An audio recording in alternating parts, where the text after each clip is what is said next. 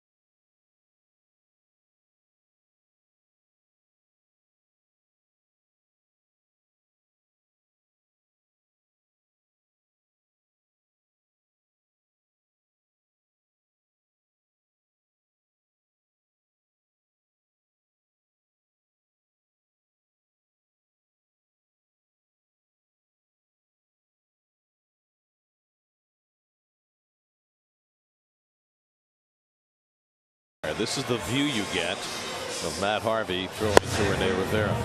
Ball off the corner. Pretty easy. I can do it. You've obviously practiced that. Here's the White Sox starting lineup. Center fielder Austin Jackson out with turf toe. J.B. Shuck just called up from the minor leagues today. Will start in his place. The former Red Todd Frazier in the cleanup spot. He leads the American League in home runs. Jimmy Rollins, old friend. You know, everything has been scrutinized to death. So let's just go to the numbers. The numbers tell you 20 more hits than innings pitched, a large whip so far, and the strikeouts are down. Adam Eaton leads off for Chicago, and Harvey's first pitch of this Memorial Day game is in for a strike, and we're underway. Eaton hitting at .288, had a great year last year, .287 with 14 home runs. 27 years old, handed it for a Gold Glove in right field this year, and he takes inside a ball and a strike. Former Diamondback. Eaton, Jose Abreu, and Melky Cabrera against Harvey in the first inning. And Eaton lifts one out to left center, and Juan Lagares patrols over. That's the first out of the day. Well, defensively for the Mets, when you look at the outfield, the one person that's not playing today was the most talked about. Let's see the guys that are playing. Cespedes, Lagares, De Aza. Granderson gets a day off, but Conforto has been taking balls in right field. Ty Kelly, Cabrera, Walker, and Flores, of course, with Wright with the neck problems. And behind the plate, the veteran Rivera to try to get Harvey, pull him out of his funk. Flores playing first base today. Tomorrow night it'll be James Loney, who just arrived with the team today. He'll be activated tomorrow. Jose Abreu takes outside for ball one. Abreu not having quite the year that he's had his first 2 seasons in the big leagues. Rookie of the year 2 years ago, hit 36 and drove in 107. Last year 30 home runs and 101 RBIs. Off that pace this year. And Abreu takes it wide 2-0. The thing you really look at for Abreu is that he's a 300 hitter. I mean, he has the numbers, he has the power, he drives in runs. But when you see him hitting 247 this late, he's got to get it in gear. This is a White Sox team that has been in a mighty skid over the last 3 weeks, and the Mets trying to keep them in that skid. It gets past Harvey, but Walker's right there to sweep up, and that's the second out. Well, that was a prime case of why Abreu was hitting 247. 2-0 pitch. Matt was trying to come inside, and the ball is almost on the ground. Abreu offers that. It gets it past Harvey, but of course, playing the pull is Walker. Easy play. So 2 out and nobody on. And now Harvey faces Melky Cabrera, the well-traveled left fielder. Melky with his 6th major league team. And he takes a fastball for a strike. That hitting 95 miles an hour. Harvey pitched the greatest game of his career against the White Sox back in 2013. He had a perfect game for 6 2/3 that day. Gave up only 1 infield single to Alex Rios in 9 brilliant innings. Struck out 12, no walks that day. Didn't get a decision, but it's probably the best game of his career.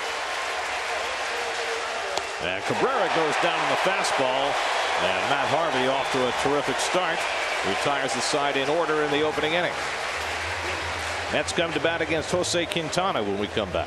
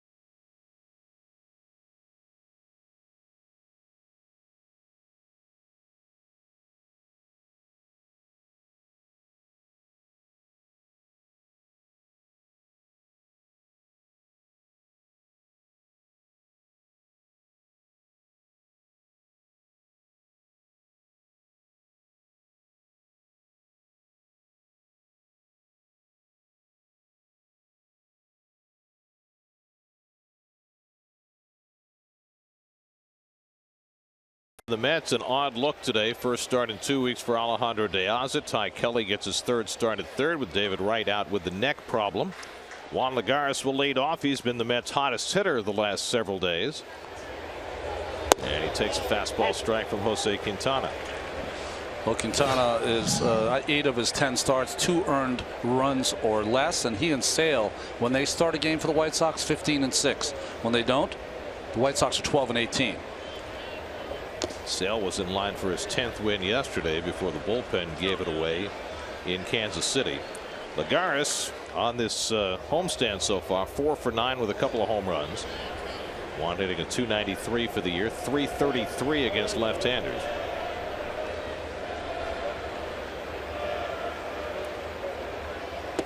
Quintana sells one high. Jose Quintana began his career in the Mets organization, but only very briefly.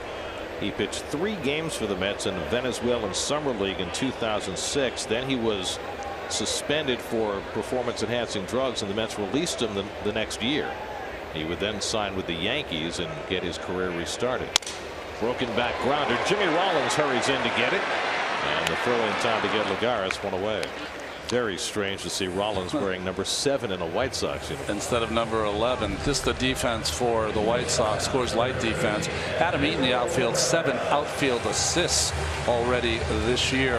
When you look at the infield, Jimmy Rollins' 248th game against these Mets. Most of them, of course, with the Phillies. And Alex Avila, 11 base stealers have tried. He's only thrown out 1. There's a very good reason why Jimmy Rollins can't wear his familiar number 11 with the White Sox. That's retired for the great Luis Aparicio, one of the greatest shortstops of all time. Here's Asdrubal Cabrera with 1 out and nobody on. Cabrera hit the home run that dented the armor of Clayton Kershaw last night. That's what rallied a tie in the 8th, only to lose it in the 9th on Jeurys Familia's 2nd consecutive meltdown. And Cabrera lifts this one out to right center. J.B. Shuck just up from the minor leagues back to the warning track to get it. And that's the 2nd out.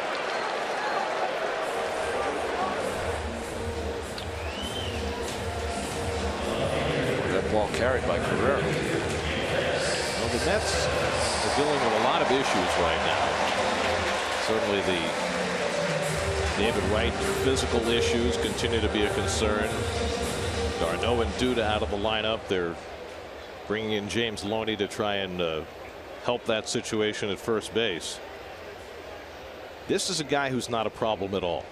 Yoenis Cespedes, who even though he's in an 0 for 15 funk right now, has been everything the Mets could have asked for him to be, and facing a guy today that he has absolutely owned in his career. 9 for 15 with 4 home runs against Quintana. And keep in mind when we talk about those numbers, Quintana doesn't give up home runs. He's only given up 1 home run already this year so far. 65 innings pitched. Look at that, 7 extra base hits and 15 at bats. It doesn't figure against a guy like Quintana. That's nubbed foul up the right side, and it's 0-2. Well, Quintana's strength, Gary, is his ability to throw the fastball to spots. It's sneaky fast if you ask the hitters. He's got a little bit of a breaking ball. His best pitch is his changeup, and we've watched Cespedes what he does and the damage he will do to left-handed changeups. Quintana, a native of Colombia, one of 13 big leaguers from Colombia, including the Mets' Dilson Herrera, who should be back soon.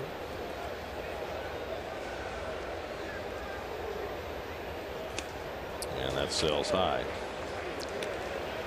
Quintana, 3 straight years, has pitched 200 or more innings. His numbers are remarkably consistent over that period of time. He's lost his last 3 starts. He's never lost 4 in a row.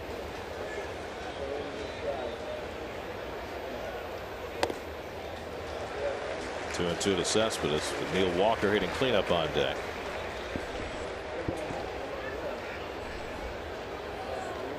Well, in this day and age, Quintana is so dependable. He's made over 30 starts. You talked about the innings his last 2 seasons. Well on his way again this year. 2-2 coming, and Cespedes goes down on the fastball, so Quintana takes care of his nemesis in the opening inning, and he, like Harvey, posts a 1-2-3 first. We go to the 2nd, no score.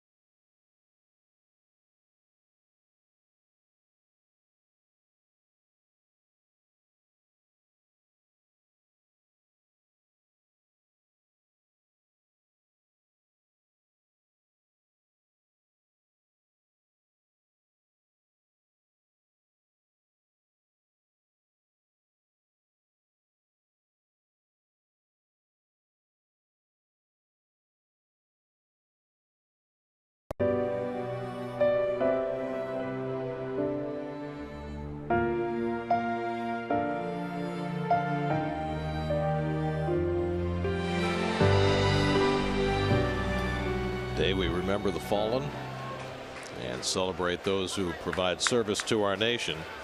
Memorial Day 2016, and all branches of the service well represented in the ballpark today. Coinciding with Fleet Week here in Manhattan. Todd Frazier leads off the second inning in the latest renewal of the New Jersey versus Connecticut matchup. Frazier versus Harvey. It's been an odd year for Frazier so far. His first on the south side, not hitting for much of an average, but tied for the American League lead with 15 home runs. I was shocked when I read this today. You know the last time a White Sox player led the American League in home runs? I know they only have a couple of them, right? The last was Dick Allen in 1974. Wow. Which is remarkable when you consider that U.S. Cellular is a pretty good hitter's ballpark. Lagares over in right center and reels in Frazier's fly ball one away. Well, we mentioned that maybe the best game of Matt Harvey's career came in 2013 against the White Sox. That was the day of the bloody nose. He retired the first 20 White Sox hitters. Alex Rios had the only hit, an infield single. There it is. Tejada tried his best, but Rios just beat it out, and that was the only base runner against Harvey in 9 innings. Tejada at short. Ike Davis at first. We don't have many of the same set of characters here. How about this? The White Sox that day, in their starting lineup, there's only one player from that starting lineup who's in the ballpark today. And he's playing right field for the Mets. Alejandro De Aza, who led off that day for Chicago, went 0 for 4 with 3 strikeouts. There's only one Met who was in the lineup that day who is in the lineup for the Mets today. And that's Juan Lagares. So much has changed for both these teams over the last 3 years, and probably nothing's changed more for anybody than it has for Matt Harvey. Walker throws out J.B. Shuck, and that's the second out of the inning. J.B. Shuck, I remember when he was with the Angels, he had a big game against the Mets, or a big series, I can't remember, out in Anaheim. So Harvey's retired the first 5, and now Brett Lawrie, power hitting second baseman, played in Oakland last year, came over in a trade for a couple of minor leaguers. High risk, high reward hitter who has struck out 65 times this year. Yeah, he's got tremendous power because he has a big swing. That big swing results in a lot of strikeouts. Inked to the max.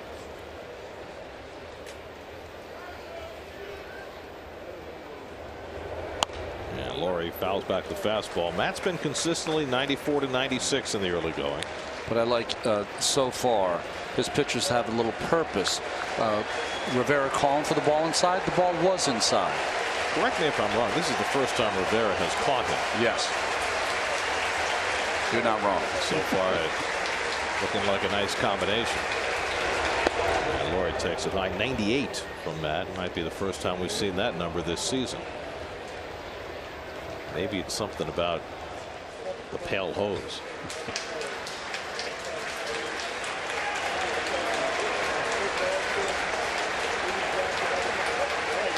1-2 coming, and Lawrie fouls it back this way.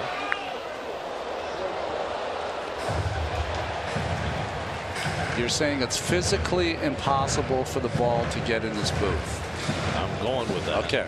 This is our 8th year in this stadium. You haven't even had one close. Not really even close. Yeah. Well, that one was close.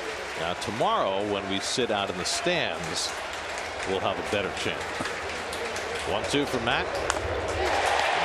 And Lawrie just got a piece. There's a good slider by Matt. Caught a little bit of the middle of the plate, but had good downward movement. That's that pitch that we saw him throw in that last start against Washington. More of a cutter than a slider. Yeah, it's not as big. I mean, I think he's fiddling with trying to figure out which one's going to work consistently. Ahead on Lawrie 1-2. Jimmy Rollins would be next. And Lawrie fouls away the fastball. But Matt is throwing harder today than we have seen at any point this season. So much talk about his mechanics and how they've broken down in the middle of games. It's very hard for any layman to understand exactly how that works. I think it's hard for the baseball people to understand how it works. I guess, or they'd fix it, right? Or not talk about it. Curveball foul back. You know, this tap right here that we're seeing in the glove, something I've never seen Matt Harvey do. Jake Arrieta does that when he releases the ball. Greg Maddux used to do. Greg Maddux. You see it more and more often nowadays. The only problem with making wholesale changes is that the next thing you know, you don't resemble anything of the pitcher you were before. 8th pitch of the at bat to Laurie, and he lifts this one foul. Flores gives a look, but that's back in the crowd.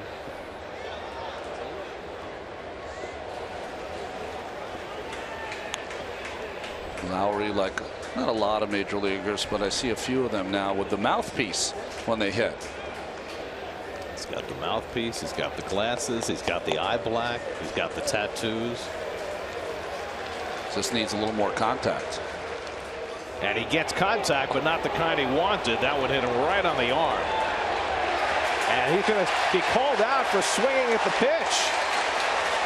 Carlos Torres, who was the same umpire who called the phantom foul tip against the Mets in Colorado, calls a swing against Brett Laurie on what looked like a hit by pitch.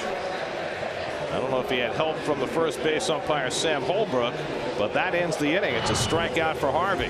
Fastball inside. Did he go? I'd have to say no. He was hit before he even had a chance to go. So it's a strikeout for Harvey, his second.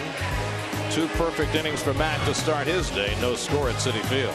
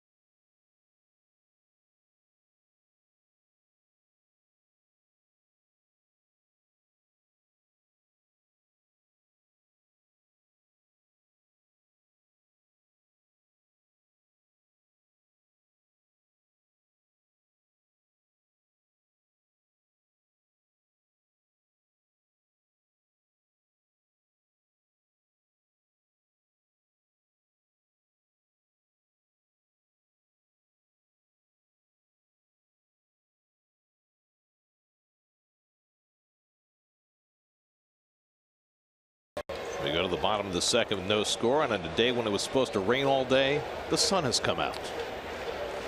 Neil Walker leads off the home second against Jose Quintana and takes ball 1. I mean, the forecast as of what 36 hours ago was dire for this afternoon. Who's wrong more than weather guy? Weather women, right? I mean, just awful. Just awful. We'll take it today. Better than the other way around, right? Being a weather person, the key is language. Being able to put it out there in a sense that you're fully covered in case it changes within 2 hours.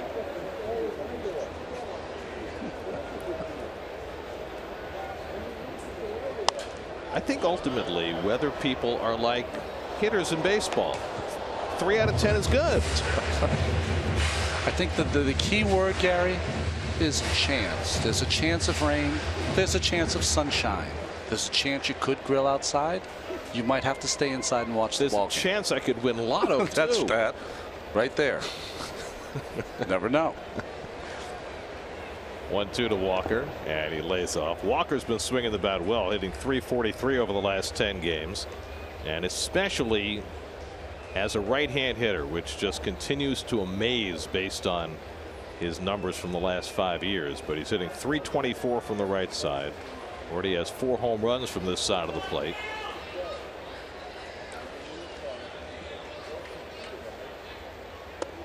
And the curveball misses from Quintana, 3-2. What if he gets confused? Okay, toe tap from the left side, a big leg kick from the right side. Whatever's working. Wilmer Flores on deck, then Alejandro De Aza against Quintana, who got the side in order in the first. He doesn't walk a lot of hitters either to go along with all the other great numbers. 12 walks this year in 65 innings, 1.7 walks per 9. He was 1.9 last year. We were talking about Quintana, and his consistency is amazing. You see, he leads the American League in ERA coming into the day. Rich Hill might have hurt himself in Oakland last night. It's a leg injury, right? Yes. Yeah.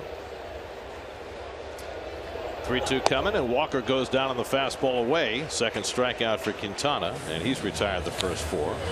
Well, Jose is not as dominant as a former White Sox left-hander, but he reminds me a lot of Wilson Alvarez, who used to pitch in the 80s and 90s for the White Sox, mostly 90s. Kind of a stocky left-hander with sneaky stuff. Didn't he pitch a no-hitter in his second big league start? Second. He and Buchholz. I think Buchholz had one in his second big league start. Here's Wilmer Flores, second game back from the disabled list. And a tough call last night to come off the DL and face Kershaw, and it went about as you'd expect. Wilmer did not have good at bats, went 0 for 3. It's been a rough start in general for Wilmer, getting sporadic playing time.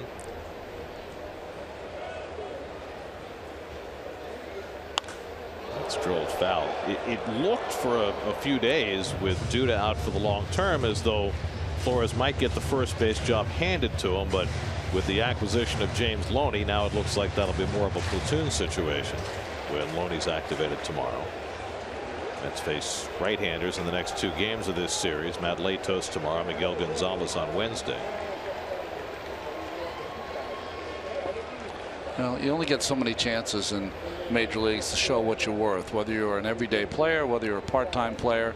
And Wilmer's going to get some real meaningful at-bats here. He can prove that, you know, he's a guy that has a chance to hit 20 home runs if he played every year.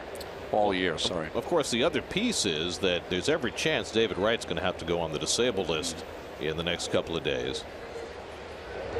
And so, you know, if Loney gets the majority of the playing time at first, if Wright's out, then Wilmer's probably going to get most of the reps at third. So one way or another, he should get some at bats.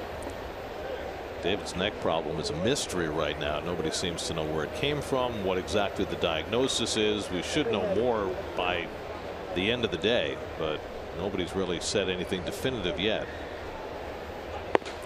Flores down on the high fastball. That's 3 strikeouts in a row for Quintana and 2 out of the inning. 2 breaking balls in the dirt, had him looking down, changed his eye level, and went upstairs with a fastball. Good pitching and smart pitching by Quintana. So 2 out and nobody on. Now Alejandro De Aza, who used to play for the White Sox. So your De Aza, you signed on here to be a guy who was going to be the you know, the most of the time center fielder. You end up being buried on the bench. Hasn't started a game in 2 weeks, and he gets a start against a left-hander like Quintana. Well, he only has 46 at bats so far, and it was interesting to listen to Terry Collins. It's almost like De Aza got the start because his best year was in Chicago years ago. Let's let him play against his old mates. Well, Granderson, who had 2 extra base hits against lefties last night, certainly could have played today, but Terry felt he was due for a day off. So Curtis is sitting today, and De Aza, whose last start came in Colorado May 15th, is in there. Curtis, the last series against LA certainly looked like he's ready to break out. A walk-off home run Friday, the double and triple last night. There's a call strike to De Aza, 1-2. How about the decision by Dave Roberts to pull Kershaw for Adam Liberatore? I mean, at that point, there's two decisions you can make: stay with Kershaw, best pitcher on the planet, or you go to your closer for 4 outs. You can't replace Kershaw with Liberatore. Just can't do it. Quintana strikes out the side in the second inning, so he and Harvey both off to fast starts. No score after 2.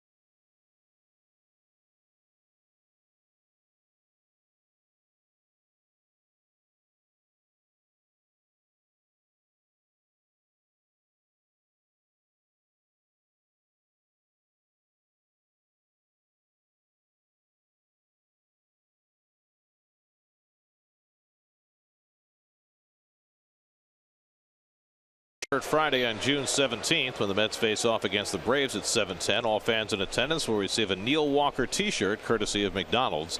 For tickets, visit Mets.com/free shirt Fridays.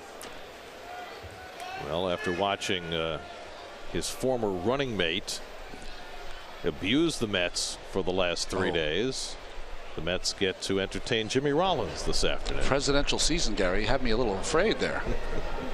Announce running mates. Rollins has hit 33 home runs in his career against the Mets, including 2 against Matt Harvey. He's one of only 4 players who has 2 career home runs against Matt. The others are Ryan Zimmerman, Pedro Alvarez, and last week in 1 game, Daniel Murphy. Oh, that's right. Alex Avila on deck, then the pitcher Quintana. Let's play a shift against Rollins, who hits one the other way. And over goes Cespedes to grab it. 1 out. I was shocked to look up and see 3 infielders on the right side against Jimmy. Well, maybe that's because Jimmy's become a .231 hitter that maybe is just looking to pull everything now later in his career. But another 2-0 pitch by the White Sox out of the strike zone, helping Matt by putting the ball in play for an out. Abreu and now Rollins.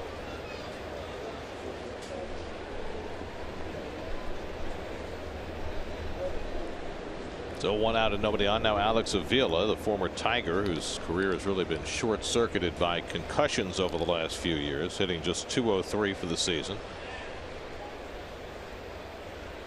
Well, of course, we didn't work the last couple of days, so a lot has happened with this team. I mean, couldn't have more happen in 2 days. I mean, we mentioned Utley, and that takes us, of course, to Noah Syndergaard being ejected Saturday night for throwing behind Utley, and the snap reaction of the home plate umpire Adam Hamari. And I don't know about you, Ronnie, but this is embarrassing for baseball. Well, it's nonsense. And the reason I'll tell you, okay, what happens is that after the fight in Texas with Odor and Bautista, where they're getting after Bautista for flipping the bat in the last game of that series, baseball will let umpires know if there's something brewing between teams. Okay, so the umpires will know that if a pitcher goes after Utley, you have the option, if you want, of throwing that pitcher out of the game. I've been in that circumstance many times where there's no one in the bullpen, you're pitching, you know you can't get thrown out, so what do? You throw the ball behind him 3 feet to let the people on the bench. Listen, I'd hit him if I could, but I can't because I have to stay in the game. And Amari took it to the next step and throws Syndergaard out. One of the I don't know how else to say it. One of the stupidest decisions I've ever seen. Villa caught looking, third strikeout for Harvey. But can I add another layer to that too? I mean, this is a series between the Mets and the Dodgers, who met in the postseason last year, and there were hard feelings, right? It's a nationally televised game. It's a full house. Why in the world is Major League Baseball assigning a minor league umpire who's a vacation replacement? Right, he's been up the last 3 years, but only as a vacation replacement. Why would he have the plate in that kind of game? Yeah, they're all about their rotation. What they should have envisioned is that rotation put him in a place where he's not going to be behind the plate. But even more than that, not more than that, but you know, he's a major league umpire, so he should know what to do. I'm always fearful that someone's trying to make their name on this. I mean, there's no reason to throw a great pitcher out in that circumstance. Now, if he hits him in the back or the neck or something like that, okay. You know, if you hit him, then definitely you're out of the game, and you can have that power to do that. But not if you miss him by 3 feet, because Noah Syndergaard has that kind of control. I had that kind of control later in my career. You throw it behind him 3 feet to let everybody know I would, but I can't right now. And even if he hit him, where does he hit him? Hits him in the rear end, and nobody is concerned about that. Utley goes to first base, and he's fine with it, right? Yes. Quintana strikes out. The only problem I have is the Mets, the way they did it was out of context. It should have been done way earlier in Los Angeles. They waited until the 6th game between the two teams to finally try and get their pound of flesh. No score here.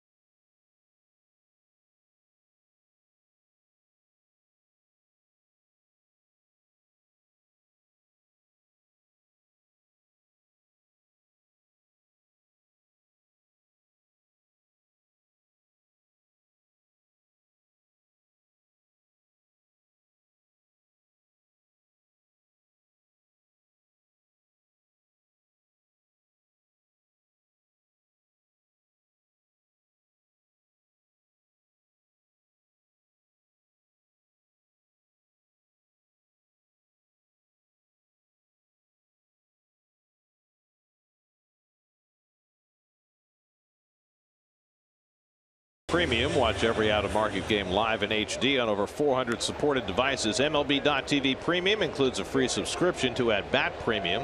Blackout and other restrictions apply. Visit MLB.tv for details. Well, there have been 15 batters in this game and no base runners. Matt Harvey 9 up and 9 down. Jose Quintana's retired the first 6. Rene Rivera leads off in the home third. It'll be Rivera, then Ty Kelly and Matt Harvey for the Mets in the third against Quintana, who has struck out his last 4 batters. Rivera 3 for 25 since joining the Mets, his 9th start today. And he lines one into center field, broke his bat, and has himself a base hit.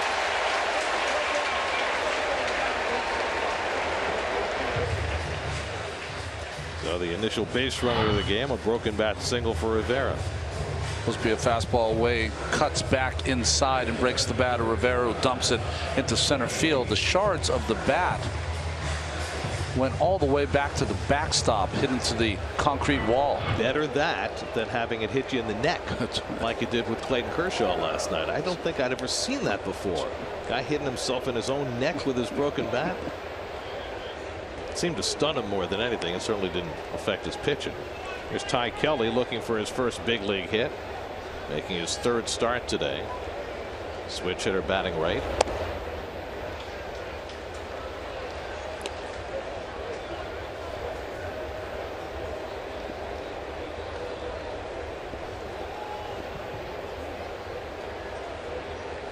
Quintana, first pitcher to work out of the stretch this afternoon.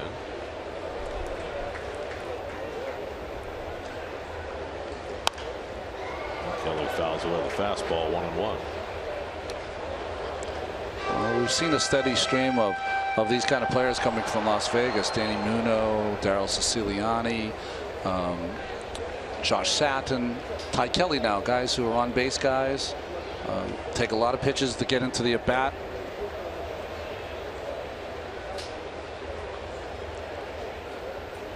No one's had great success yet. Yeah, sometimes what plays at the minor league level, that ability to take pitches, when you flip the page to face major league pitchers who have a little better control and can hit the corners better, it doesn't always work. Well, a lot of times these guys come up, they're the best hitters on their AAA team. They come up here and guys don't take them, not that they don't take them seriously, but they are going to go right after them. And that fastball misses inside, and now Quintana behind 3-1. You know, Gary, at some point Ty Kelly's hitting 391 in AAA, so guys are a little wary. This guy can really hit. Comes up here, not giving 2 thoughts. You're going to go right after him if you can. Quintana having trouble doing that. Guy who doesn't walk many, behind on the number 8 hitter, 3-1. Goes right after Kelly, who pops one into shallow left field. Backpedaling Rollins, and stays with it for the out. So 1 out and 1 on. Harvey coming up. Today's Twisted But True Fact brought to you by Twisted Tea, the hard iced tea that tastes like real iced tea. 6 times this season, a team has been held to 1 hit in the game, and amazingly, those teams are 3-3. Win for the Yankees yesterday. Their only hit of Sterling Castro, 2-run homer off Jake Odorizzi, and they won the game 2-1. That, I think I read that was the first time in over 100 years the Yankees had ever won a game with 1 hit. I know the Mets have done it on several occasions, but it's hard to do. Here's Harvey, 2 for 12 with 1 sacrifice this year, and he pops up the bunt, and Abreu's got it. Couldn't let it drop because Harvey did not really get out of the batter's box, but he opted to make the safe play for the 2nd out. Well, the bat angle is not bad, but he catches it on the top of the bat. You always try to catch the ball on the bottom of the bat. Not that easy to do. Always have to sprint out of the box because you just never know. And Abreu, they don't bunt a lot in the American League, so he's not even used to thinking about that play. So now Juan Lagares bats with 2 out and a runner at first. Let's see, there are a couple of other games going on right now, including the Alphabet Bowl in Atlanta. Samardzija and Fultonevich. If you can spell them both, you get in for free. Very nice. Curveball from Quintana misses, ball 1. How about those Giants? 15-2 over their last 17 games. And in every which way but loose, the way they're winning too. Late, early, thumping people, coming back. Lagares pops one up. Abreu should have a play. And that retires the side. So the Mets get the first base runner of the game, but can't move Rivera along.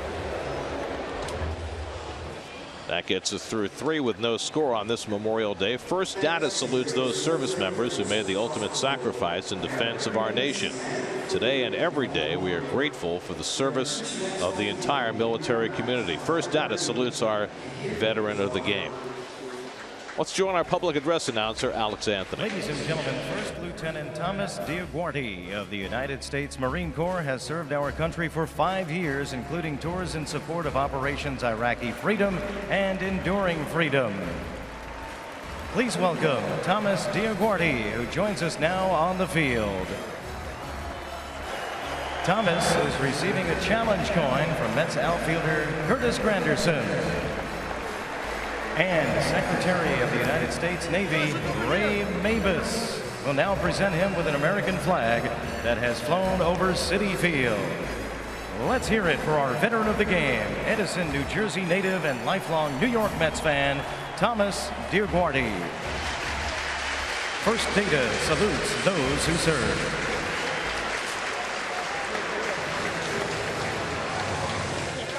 Always good to have Secretary Mabus in the ballpark. Big baseball fan. Memorial Day in New York.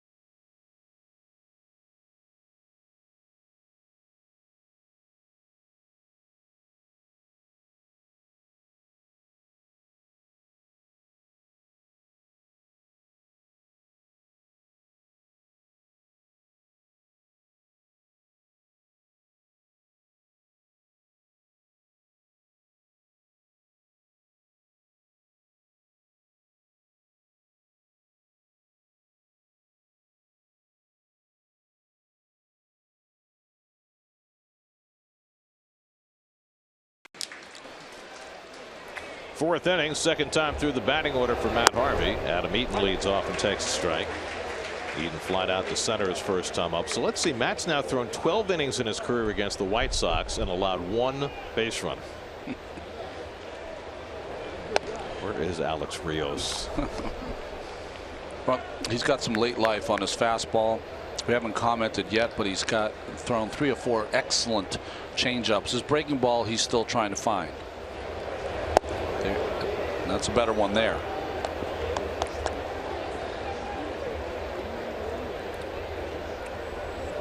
Abreu on deck, Cabrera behind him. Eaton had 3 hits yesterday to break out of his slump in Kansas City, and he fouls back that fastball 2-2. Well, the fourth inning has been where the troubles have begun for Matt. His first through third inning ERA 3.03. From the fourth through the sixth, 9.89. You can't be thinking that if you're Matt. It's batter to batter, pitch to pitch. It's the only way to get through this slump. 2-2 coming, and he struck him out. Strikeout number 5 for Harvey, his 3rd in a row. He's retired the first 10. Right now, let's check in with Steve Gelb. Steve. Memorial Day, and I am joined by a very, very special guest. Can't talk to many people better on this day. The Secretary of the Navy, Ray Mabus. And Mr. Secretary, you know, the Mets, not just today, but really throughout the whole season, do such a great job honoring the servicemen and women. What are your thoughts on just what the Mets organization does for the military and the recognition? Well, nobody does it better than the Mets. I mean, this is my 3rd year in a row on Memorial Day, but I've been here on other days, and it's just a wonderful organization, recognizing our active duty members, also recognizing our veterans. and remembering what they do to make days like this possible and what they do to make sports like this possible. So many servicemen and women here at the game today, and a bunch of them were honored before the game, got to go on the field at each position. What type of pride do you take in watching all these men and women here and watching that recognition on the field today? Well, you know, this is the way we connect to the American people, because Navy and Marine Corps, America's away team, we never get a home game. And it's things like this that allow people to put faces to the people who are defending them, who are standing to watch every single day. Mr. Secretary, earlier this season, I had the good fortune of speaking to a World War II veteran who told me that he used to bring his baseball mitt around with him in Europe during World War II just to have some sense of normalcy and playing the game of baseball whenever he could. How critical of a role does sports play with the servicemen and women abroad, not just in their ability to play it, but also now with technology, being able to connect and still watch their favorite teams play?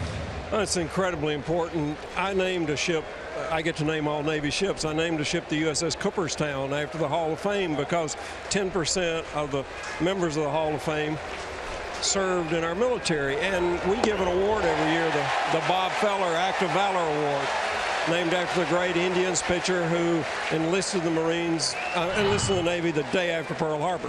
Mr. Secretary, as always, thank you for the time. Second year in a row you joined us, and thank you for all that you do. Good. Steve, thank you, and thank you to the Mets, and thank you to everybody here. Gary, after Abreu strikes out, we send it back to you with 2 outs. All right, we'll get you a lozenge in a second, Matt. Steve, thanks very much.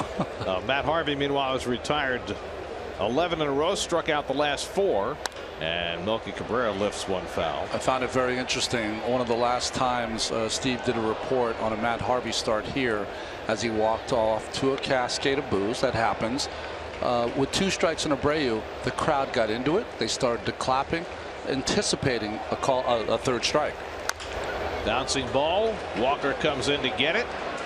Throws out Cabrera, side retired. Well, the crowd here understands how much an effective Matt Harvey can mean for the success of this team. And he has been more than effective so far today.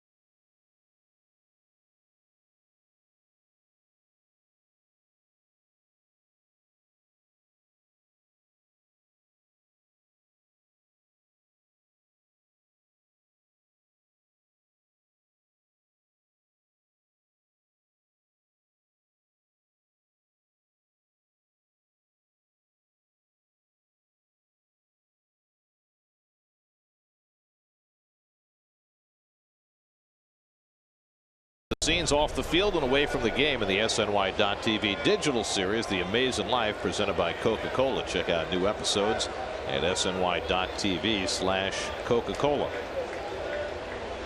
Some of the Memorial Day crowd here It has been a pitcher's duel so far. Matt Harvey's retired the first 12. Jose Quintana 9 of the first 10. As Dribble Cabrera takes a curveball for a strike. Cabrera hit one of the warning track in center field his first time up. Cabrera last night hit his first home run as a right-hand batter this season, and it came against Clayton Kershaw. In fact, his last 2 home runs had come against Kershaw and Steven Strasburg. So he's only hit 4 home runs this year, but he has hit them against a high level of competition. Guy who once hit 25 home runs in a season back in his Cleveland days. Quintana quickly ahead of him 0-2. And Cabrera can't hold the swing. Oh, he did. A pass from Sam Holbrook, and it's 1-2. Brett Lawrie at second base is about to pass out after that call. Lowry's arm is still aching, I'm sure, from having been hit by a pitch while he got called out for swinging at a third strike.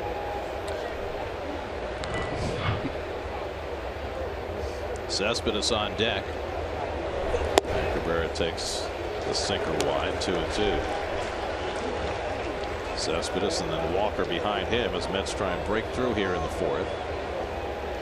There was a time when the Mets weren't facing any lefties at all. Now they're facing them on a consistent basis. They beat up on Urias Friday, battled against Kershaw yesterday, and now facing Quintana, the American League ERA leader. Well, it's not quite Kershavian, but it's not bad. 5-1 strikeout to walk ratio. What's Kershaw now? 107-5? Yeah, to 5. Yeah. First one ever to get to 100 strikeouts with only 5 base on balls. So it's better than 21-1. The record is 11.6 for a season. There's Phil Hughes. And Cabrera went around that time on the curveball in the dirt. Avila slaps the tag on him, and Quintana has his 5th strikeout. Well, threw him 2 early curveballs, 1 for a strike, 1 down and in, then went primarily with the fastball up. And after 4 of those, came back with these curveball again down and in. So now it's Cespedes, who struck out his first time up. Yoenis now in an 0 for 16 stretch. Remember last year he had some droughts wrapped around his incredible hot streak. He had an 0 for 19 stretch, an 0 for 16 stretch.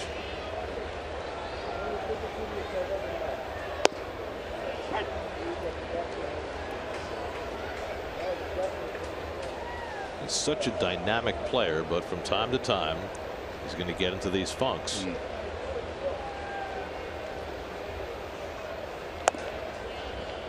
1-1 to Cespedes. Quintana keeping the ball away from him. Well, he went a stretch there. Even if he didn't get a hit, every ball he hit was on the nose. 3 infielders on the left side against Cespedes.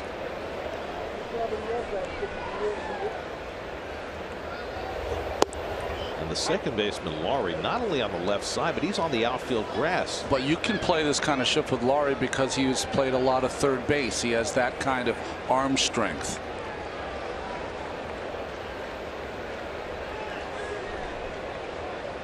One-two coming, and he rips one into left field.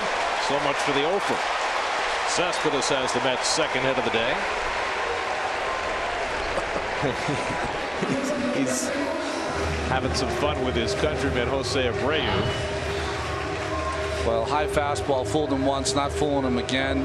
Quick bat to that baseball. And I don't know if we have a shot of him rounding first, but first the side swing, so powerful on top of that ball. That's why he doesn't pop it up. And watch where he goes around first, gives Abreu a shove.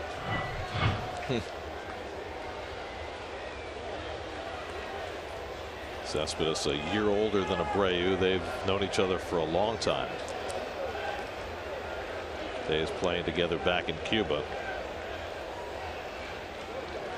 Here's Walker, and he takes the curveball outside for ball 1.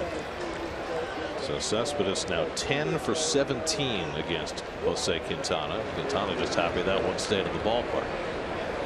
Do you think at first base the conversations like this, can you believe it? Can you believe we're here and they're paying us this kind of money to play baseball? When they used to do it for a love of country. $15 a month. Yeah.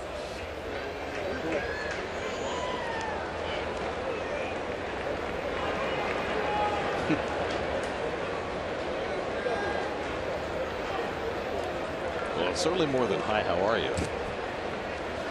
Yeah. Imagine them in the middle of the lineup together. Walker takes it wide, 2-1. They might be talking about, you know, how much sleep they had last night. The White Sox got in from Kansas City while the Mets were still playing last night. So they got more sleep. Now, the Mets obviously had a quick turnaround. 8 o'clock game last night, 1 o'clock today. How about the Dodgers? They had to fly to Chicago and they're playing a day game today. That's crazy. Well, popped up in foul ground and Avila back for a look. That's out of play. the players and the Players Association and Tony Clark are going to have to do something about it. Now, listen, I'm talking from a TV booth, which is the biggest part of the problem. But if there's the Cubs against LA this afternoon. I mean, at some point with these Sunday night games, teams that have to play on Monday, especially the West Coast teams, are just so compromised. I mean, it's at least it's not a 1 o'clock game in Chicago. It's a 4 o'clock game, but still, it shouldn't be.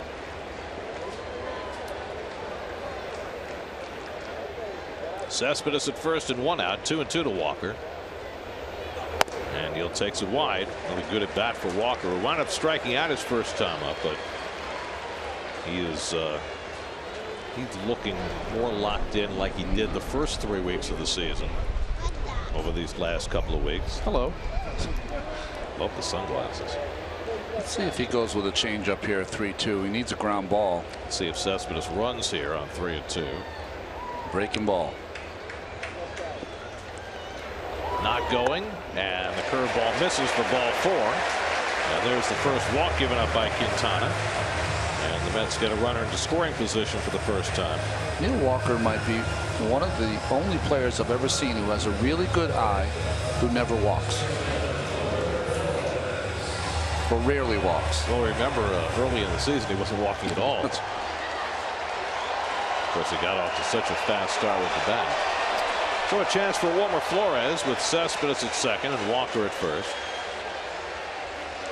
Flores struck out his first time up.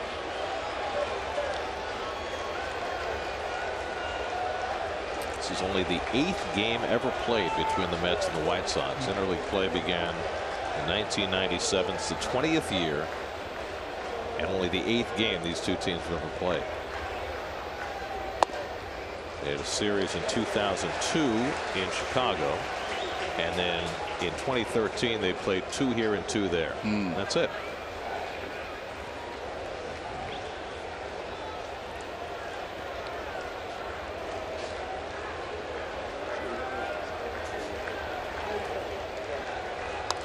Flores fouls back the fastball, 1-1.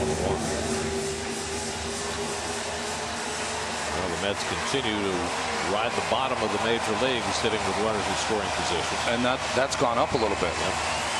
He was down below 210 a few days ago.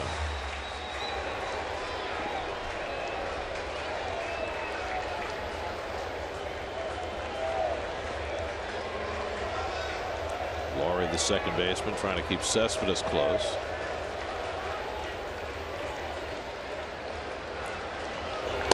And Flores takes the fastball inside. The other side of the coin, of course, is that the Mets lead the major leagues in home runs. And they've hit at least 1 in each of the last 9 games. The Mets for a long time also led the major leagues in fewest home runs given up, but this weekend took care of that.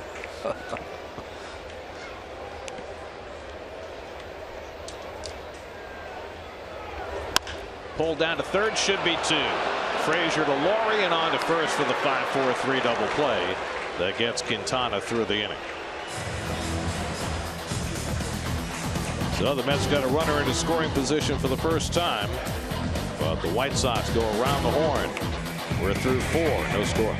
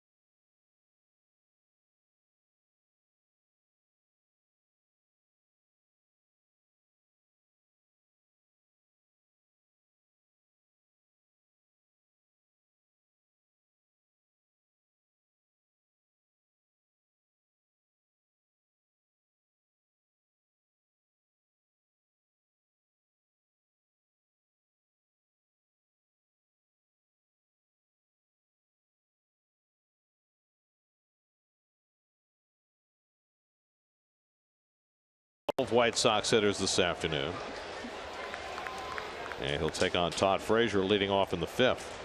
Frazier flied to center his first time up. This is not the first time Harvey's been perfect through 4 innings this year. Remember in Cleveland, he retired the first 13 and then the roof caved in on the next 2 innings. So not like he's out of the woods. It's a guy who has really struggled in the 5th and 6th innings this year. So he's got a lot to prove right here.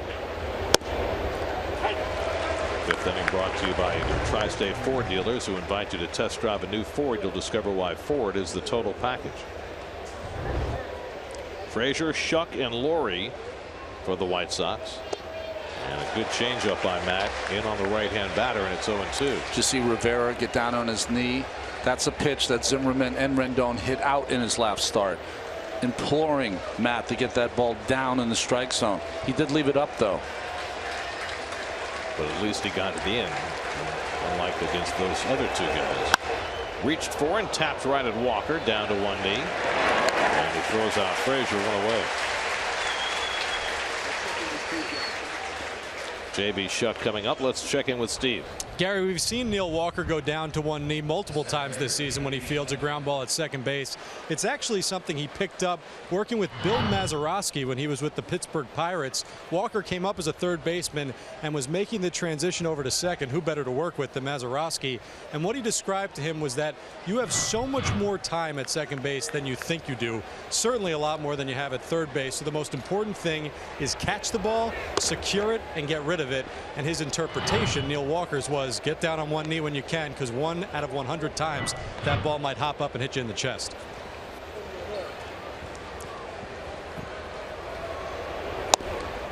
I think it's a great thing to do if you have the time.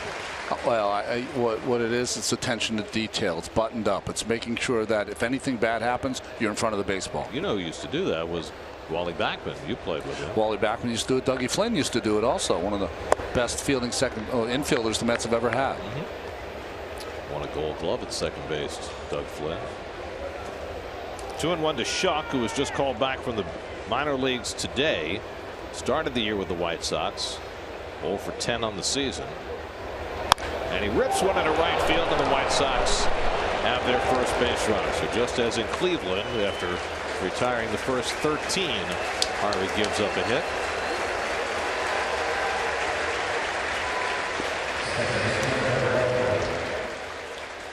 So that's 2 base runners he's allowed against the White Sox in 13 in the 3rd innings. Well, get behind in the count. Came in with a fastball, and Shuck was ready.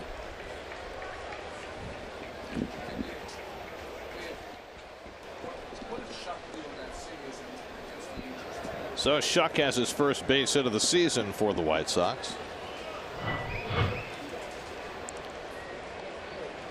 Housekeeping.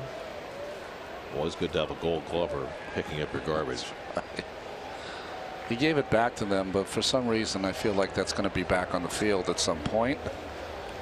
It's too easy to throw that thing like a frisbee. That's right. Well, Laurie struck out as he was hit by a pitch in the 2nd inning. Called out on the half swing. And that one Rivera had trouble handling.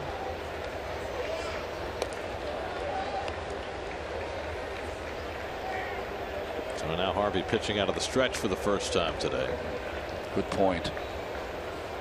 And it's clear that he has had trouble maintaining his stuff out of the stretch. One of the reasons that innings have snowballed on him. And how does a pitcher best rectify that? Well, he's paid more attention to the runners too, and I think sometimes when you divide your attention, see the ERA by innings, when you divide your attention between the runner at first and home plate, sometimes it gets lost in how you approach the hitter. Can't do that. Try to keep him close. You count on Rivera's arm. If he steals, get the hitter. Hitter first.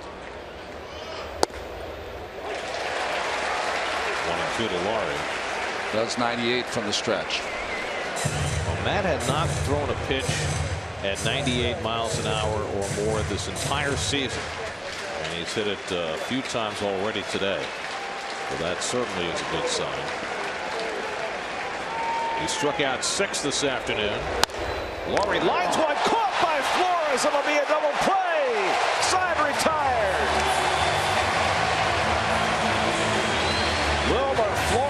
Diaz, a step and a dive. And he plucks this line drive to turn 2. Keep teaching that? He'll take credit. Might as well.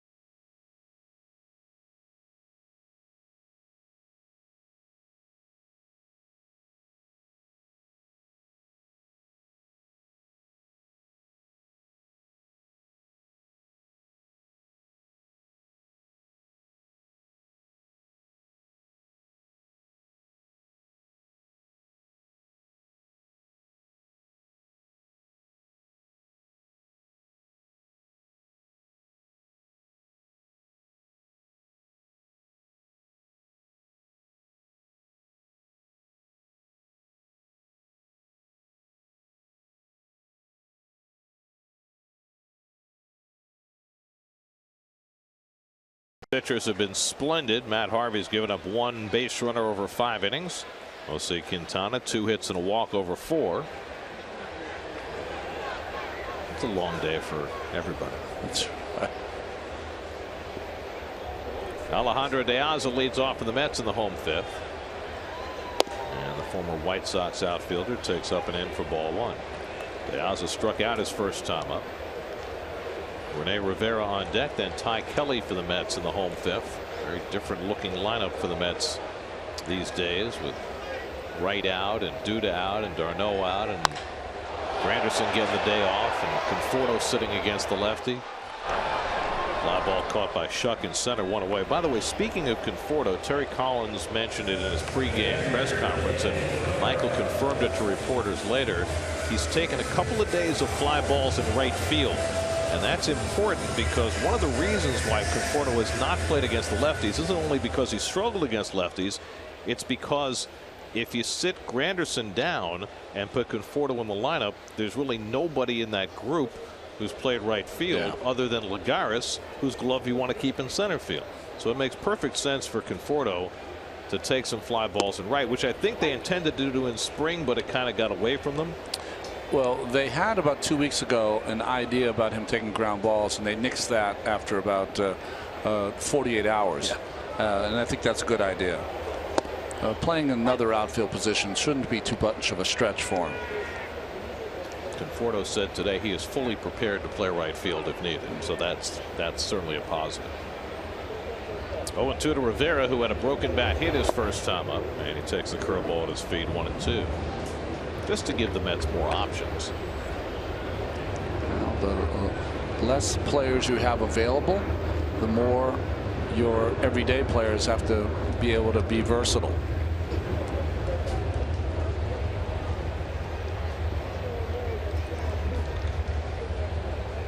One-two coming. And Rivera takes just inside. Quintana's not gotten a strike on the inside all day, has he? No, he hasn't. I think those balls are just in, though. He's just missing. You know, Chris Bryant has played numerous positions, played 3 in 1 inning. Yep.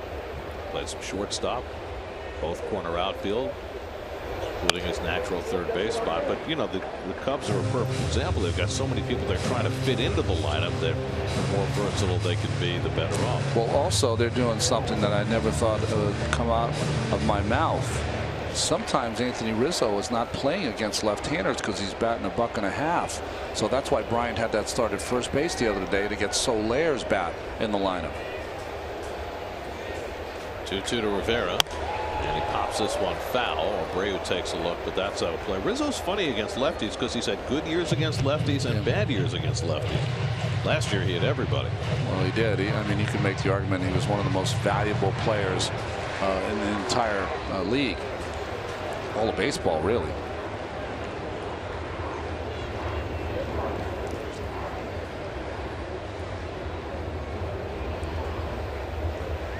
Seventh pitch of the at bat from Quintana to Rivera, and the curveball nubbed to second base. Lowry plays the spinner and throws him out 2 away. Game 2 of the series tomorrow night will be al fresco tomorrow. Oh, nice. Steven Matz will go for his 8th straight win against Matt Latos, who got off to a great start with the White Sox but has come back to earth. Jacob deGrom goes Wednesday afternoon against Miguel Gonzalez, the former Oriole, your city probably. Don't tell Keith we're al fresco because something might be lost in the translation. You never know how he'll show up. He'll expect a meal. Inside to Kelly want to know. Yeah, we're not going to go far. Our plan is to just move forward a little bit into the open air in front of our booth, which I'm really looking forward to. Ty Kelly bangs one up the middle for his first major league hit. So in his 10th big league at bat, Ty Kelly's got a souvenir for the trophy case. Well, in the last week, you've seen 2 Mets come up with their first hit, Matt Reynolds and Ty Kelly. Congratulations to Ty. Tom Goodwin rubs it on Kelly for good luck.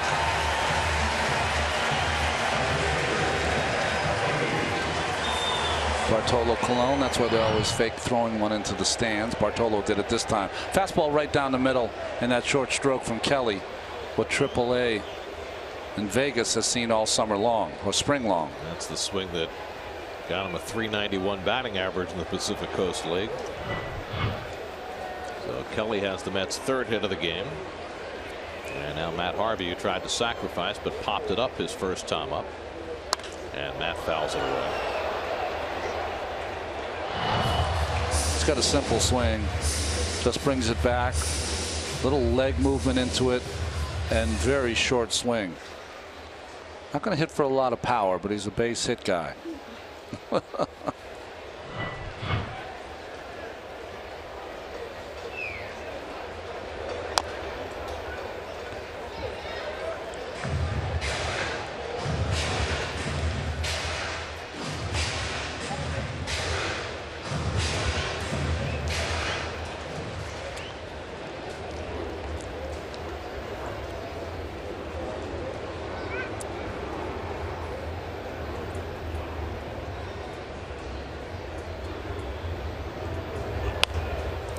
Fouls off the fastball.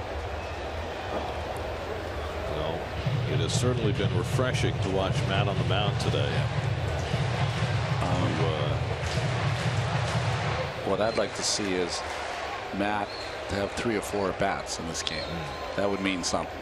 Any day a pitcher has 4 at bats, he's had a good day. Well, it was interesting because the question was asked of Terry Collins today, you know, if Matt gives you 5 good innings, would you pull him out of there to give him something positive to come out of a game with? Not the way he's pitching so far. But I will say this, when he goes out there for the 6th inning, I mean, you hope that he keeps going the way he's going, but if you're Terry right now, you have to be ready. I don't disagree with you. I feel it's, you know, participation trophy, very little league to think that way, but you know, there's something to be said about when you're really slumping to get and leave on a positive note. Harvey goes down on strikes to end the inning, and that will take them out for the 6th scoreless game at Citi Field.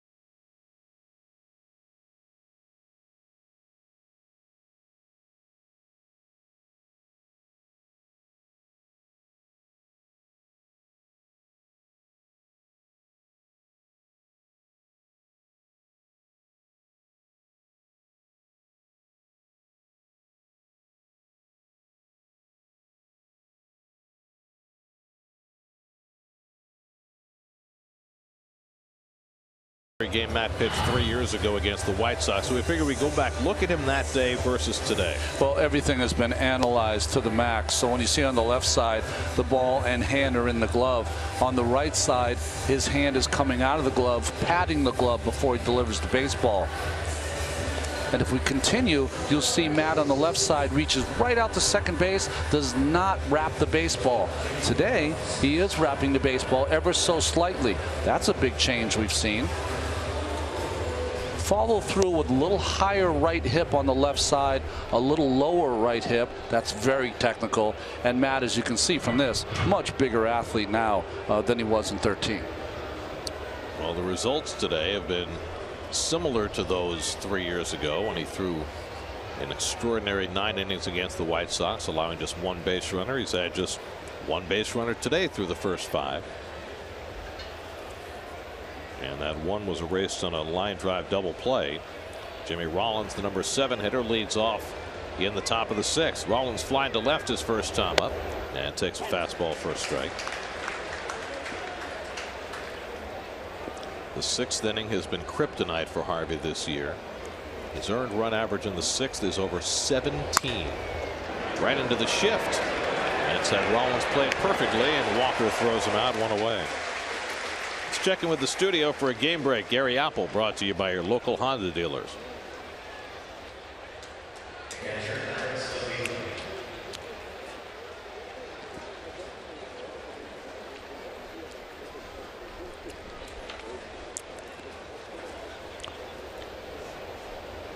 Samardzija on the short end of the alphabet bowl. Here's Alex Avila with 1 out to call third strike his first time up. You know, Gary, you mentioned the concussions before from Avila. Most of them have come from foul balls, foul tips. The same thing that happened to Joe Mauer in Minnesota. And you hate to see it happen, and you just hope that the research and development into the mask that the catchers wear just gets better and better. Yeah, it's a little ironic because baseball made such a big deal about eliminating home plate collisions, which they, did under the guise of protecting catchers from injury. But catchers get injured far more on foul balls than they ever did on home plate collisions. And what's interesting is that the technology, it seems, has gotten better. But the catchers wore barely a mask in the day. But you probably had a lot of the older athletes never complain about injuries that they sustained. Right. It's never been about the fact that concussions are increasing. It's that we are more aware of them now. And that's true in every sport. Pitcher Quintana on deck. Too high to Avila, 1-2. Of course, Alex Avila traded from the White Sox, from the Tigers to the White Sox, which was very strange since his father is the general manager of the Detroit Tigers. I mean, that can't go well with the wife at home, can it? Trading the son. Get the kid out of town. 1-2 coming, and it's low and in. A slider from Harvey, 2-2. Well, you hope that we can look at that play by Wilmer Flores in the last inning and say, boy, that was the point where Matt kind of changes the taste of what this season is going to be. Got a break in that 5th. Now a full count to Avila. Now, if you're thinking right here, okay, because we've heard some talk about, what pitch to throw. He's got good stuff. You have to trust your stuff. Avila's up there hitting 2 and change. You go away and you let him hit it to the bigger part of the ballpark with your 95+ stuff. You don't need to trick him. First 3-ball count of the day for Harvey. Went right after him at 98 miles an hour. So we talked about it in the last start against Washington, but see how he's taking that ball a little better back to second base, Gary. So maybe he's in the middle of fixing that wrapping problem. Nice to see. Good catch, guys.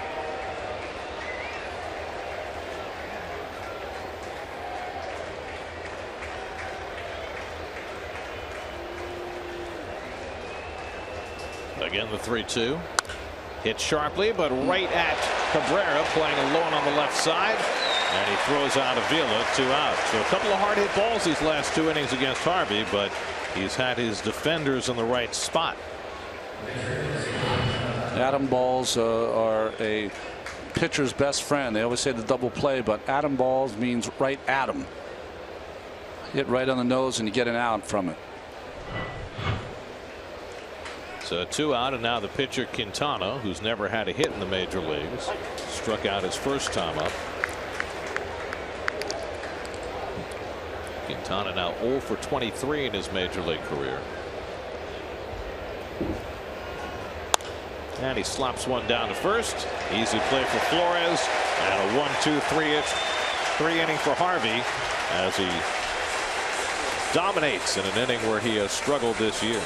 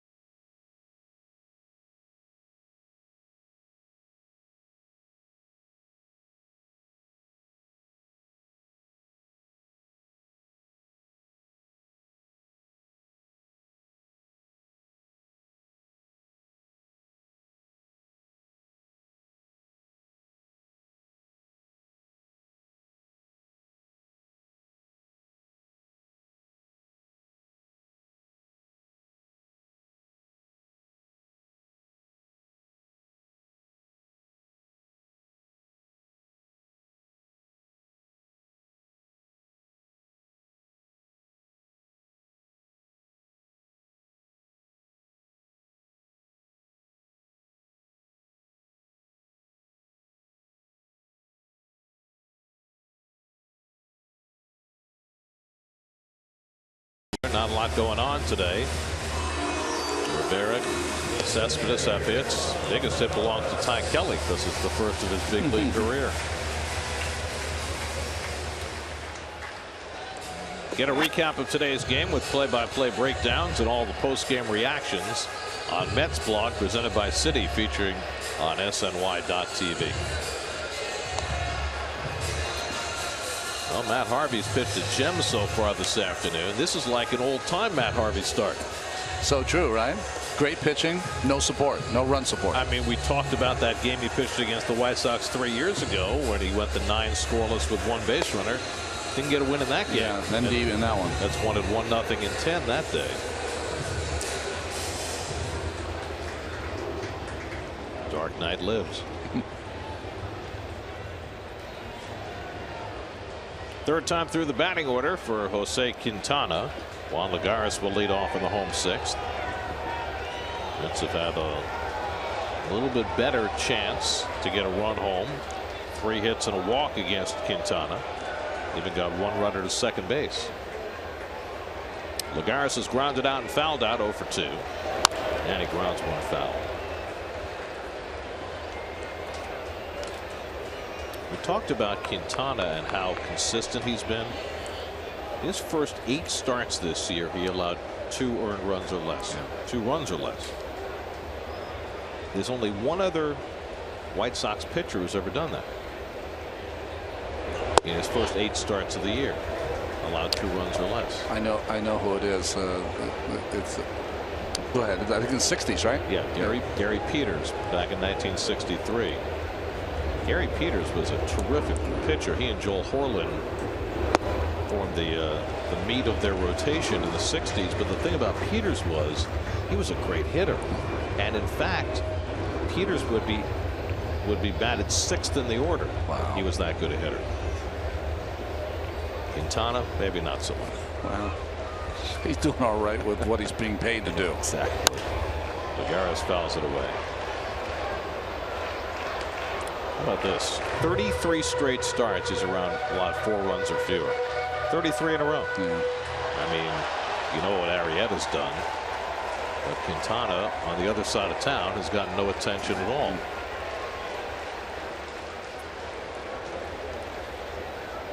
Two on the way, and the curveball foul tipped and held by Avila for strike 3. Now Lagares, who was called out last night on a ball that was foul tipped and came up on a bounce. That's right. A.J. Ellis got him with the quick move. This ball fouled right into the glove. Never hit the ground. So Lagares this time stayed around and questioned it just to make sure that it didn't happen to him again. Well, that's 7 strikeouts for Quintana. You know what Quintana's problem is? He's a terrific pitcher, but he's the second best left-hander on his own staff. Yeah. Well, right? Gets completely overshadowed by Chris Sale, who is one of the best pitchers in baseball. There's Cabrera, who's 0 for 2, and his dribble takes a strike. I don't have any sympathy. Try and pitch him behind Dwight Gooden for 10 years. Second base best right-hander on your staff. I was the first best pinch runner on the staff. That was my job. And by the way, we've spoken about a lot of things that happened over the week, and we haven't spoken about Saturday night, which was, I got to watch it online. Yeah.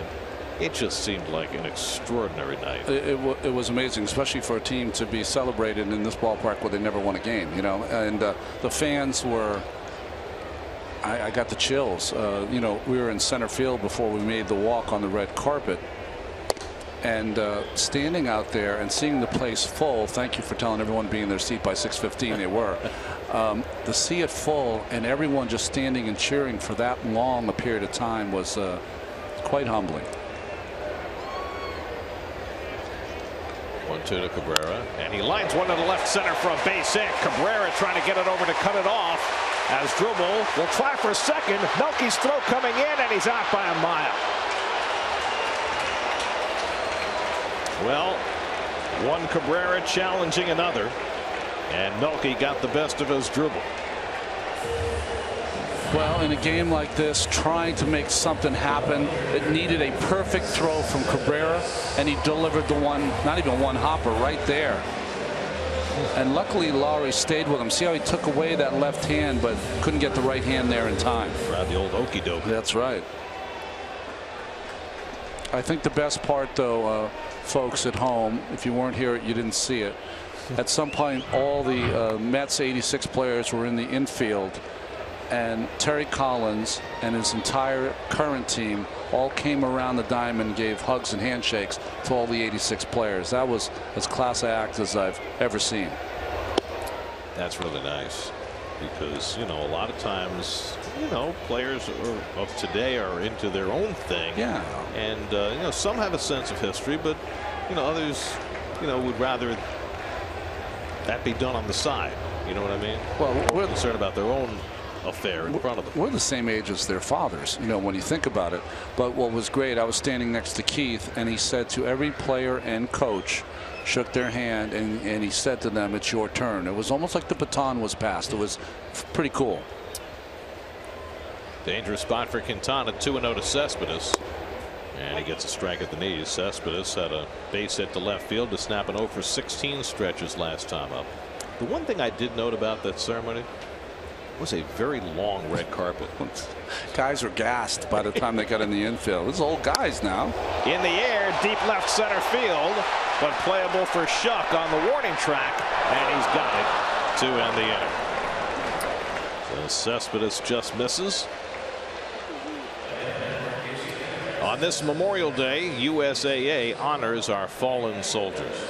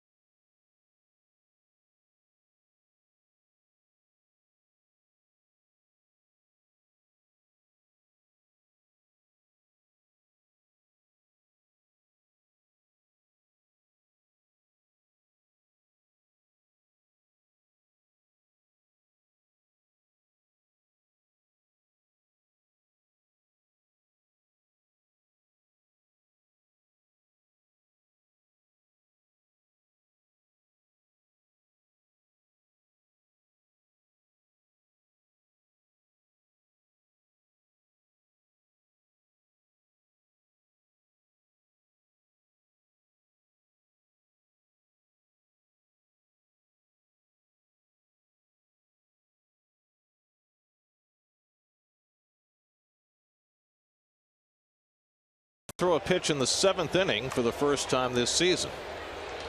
Well, he only has 70 pitches. Pitch count beautiful going into the 7th. His mechanics have been great. His pitches are spot on. His body language, which I think was something that we were all watching the last 2 or 3 starts. You wouldn't know if he was behind or ahead. He's just right after it. Starting his 3rd time through the batting order, throws a nasty curve to Adam Eaton, a ball and a strike. Eaton is flying out and struck out. Best breaking ball he's thrown. Sharp, late. Corners in against Eaton, who has terrific speed, and he lashes one down the line, foul. Eaton is a triples machine. Tied for the American League lead with 4 triples this year. Arizona he started with? Mm-hmm. How many outfielders did they have at Arizona at some point with Inciarte and Eaton and Pollock? David Peralta. 1-2 coming, and he leans him back with a fastball. Justin Upton, good pitch there by Matt. Stood him up, should be able to go away. Chris Young.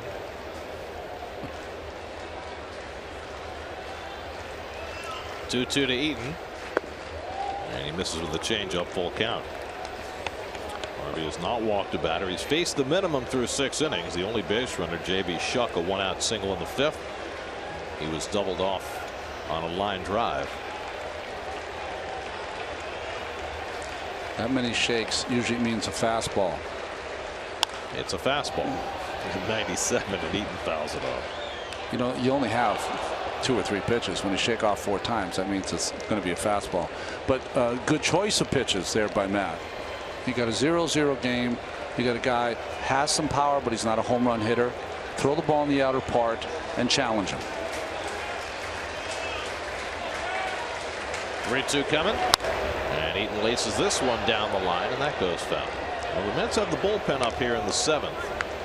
You know, the Mets are thrilled to see what Harvey's doing, and his pitch count is low, but they also have a sense of what historically has happened this season for Matt as he's gotten to this 3rd time through, as the fans chant his name.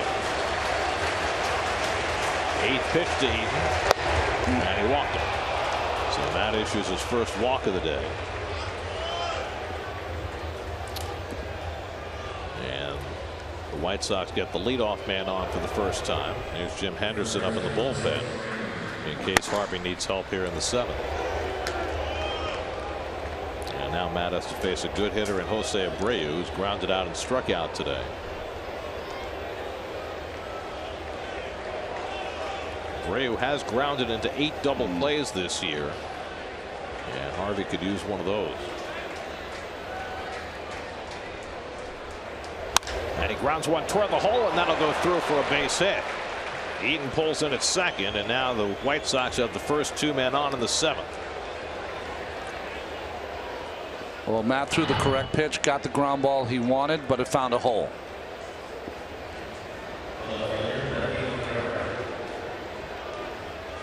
Two-seam fastball down and in.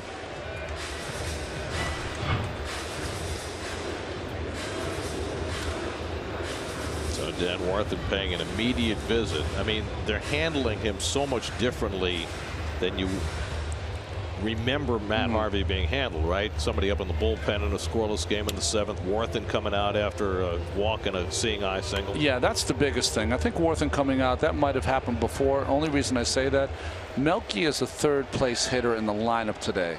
I don't think of him as a 3rd place hitter, you know, so I wouldn't say the bunt is on, but don't discount that. You got to be aware of that. But having the guy up in the bullpen is something that is new to this year. You also have Eaton at 2nd, who can steal a base, so that becomes an issue as well. Melky Cabrera 0 for 2. He contributed defensively by throwing out Asdrubal Cabrera, trying to stretch in the last half inning. And he does show bunt. Pulls it away. Can't discount those kind of things. Just because a guy is in the order where you think it's a hitter's position, sometimes a team is short and they have hitters in different positions. Cabrera usually a number 2 hitter or leadoff guy for many teams. Plus the score. Todd Frazier's the on-deck batter. Kelly pinching in at third a little bit. And Melky lays off and takes a strike, 1-1.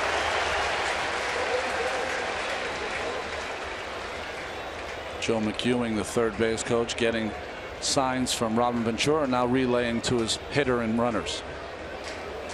Like a 1999 Mets reunion. Ventura in the dugout, Joe McEwing coaching third.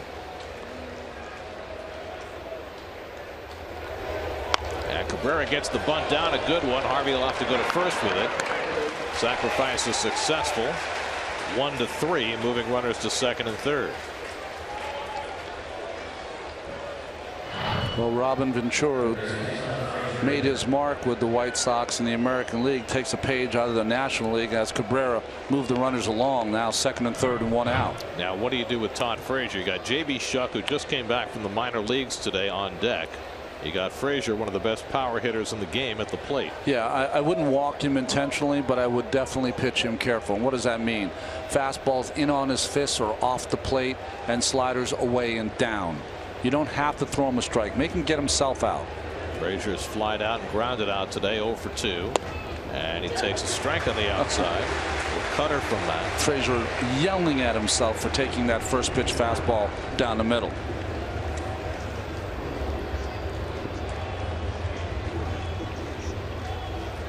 Seventh inning tie game, and the Mets have the middle infielders back, ready to concede a run on a ground ball. Confident that they can make up that run. And Matt just misses the inside. 1-1. So neither Quintana or Harvey getting that fastball in. That's a call from Carlos Torres. There's Shuck on deck. Shuck had the only hit for the White Sox through the first 6 innings. Eaton is on third. He walked. Abreu at second. He's singled. Rivera sets up inside, and it pitches away, and it's popped up, and that should stay in play for Flores. And a huge second out for Matt Harvey. Well, he didn't hit his spot, but he got a great result. Well, great decision making by both Harvey and Rivera, and I got to give Rivera some credit. 3 straight fastballs in. Okay, he didn't get it completely in, but Frazier, we've seen many times that reaction of not getting it done on breaking balls off the plate that he's been able to get to. Crowd him in. Great judgment. So now Harvey with a chance to get through the inning unscathed. Will take on Shuck, who had a base hit to right field his last time up.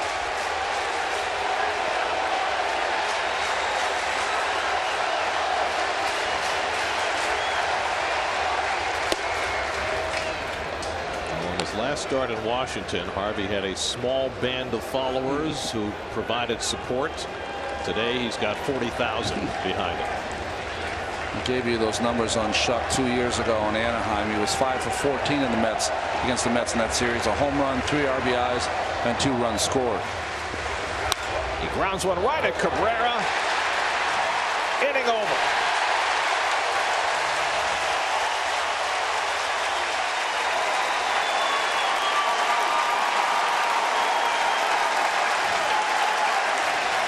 Like it's 2013 all over again. Big time pitching by Matt Harvey after getting into trouble in the 7th. And on this Memorial Day, let's go to the public address announcer, Alex Anthony. Ladies and gentlemen, the New York Mets join Major League Baseball in support of the National Moment of Remembrance and pause this Memorial Day to remember the brave men and women who made the ultimate sacrifice in service of our country. Please join us now in this moment of silence as a collective, unified expression of gratitude to the heroes who lost their lives while protecting the freedoms we enjoy today.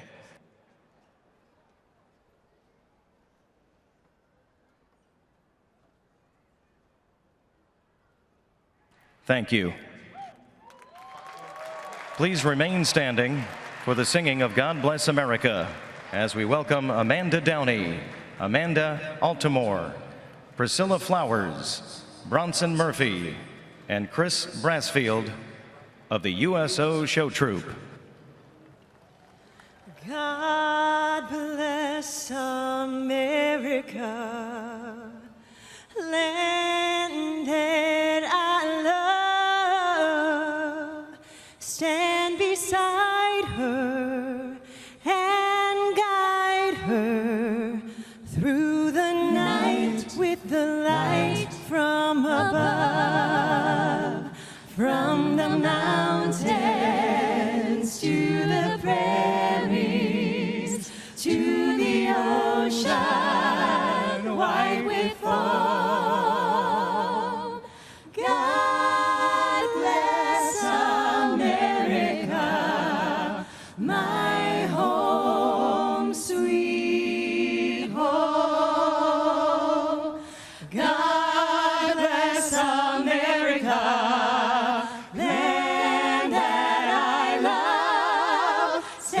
beside her and guide her through the night with the light from above. From the mountain to the prairie, to the ocean, wide with foam. God bless America, my home, sweet home. God bless America, my home, sweet home. My home, sweet home.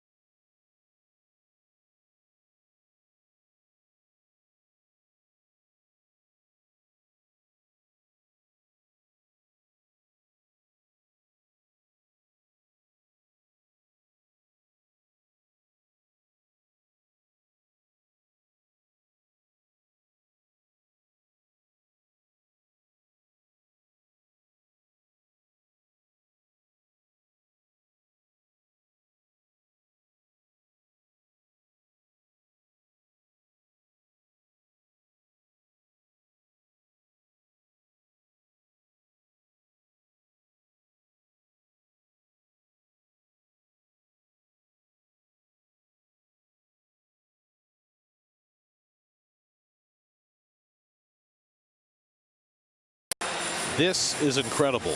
This is footage from the Navy SEALs who parachuted into Citi Field before the game. Check this out. Wow. How do they do it? I mean, how do they aim themselves into exactly the right spot? Is that what you're saying? They aim. You got to know the wind direction. Almost like navigating a ship or a sailboat.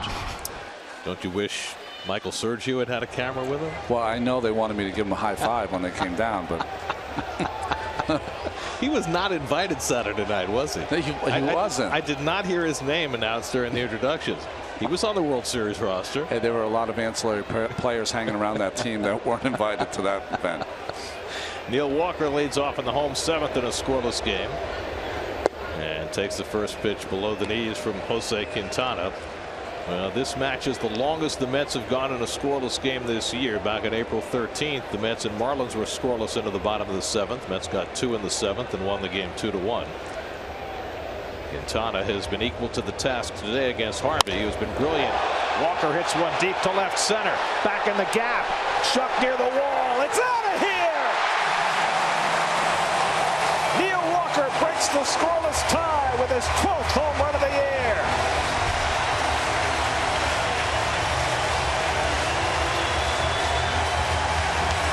Another right-handed home run for Neil Walker. He's had a renaissance from that side of the plate, and he's given the Mets and Matt Harvey a 1-0 lead in the seventh.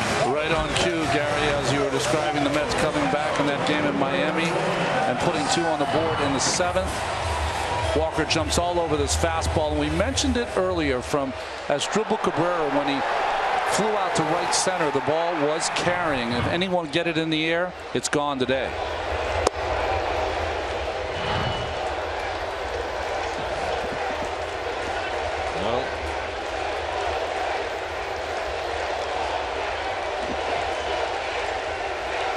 Don't know if Matt's done for the day, but now he's got his run. Well, Flores pounds one foul.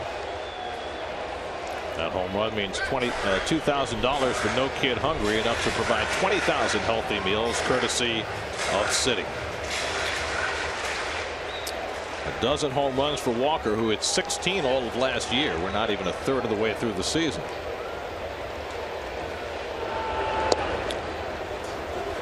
And for Jose Quintana, only the second home run he's allowed this season in 71 innings of work. In a ballpark that begs for home runs, the home ballpark anyway. Only other home run he gave up this year was to Hanley Ramirez of the Red Sox. Well, the Mets have now homered in 10 straight games, and they continue to post the vast majority of their runs via the home run. When they get pitching like they do today, it's about all you need. Couple of home runs, some shutout pitching. Addison Reed ready in the bullpen. So it looks like Harvey's done for the day. That's pulled past the glove of Frazier and down the line off the tarp. Flores trying for two.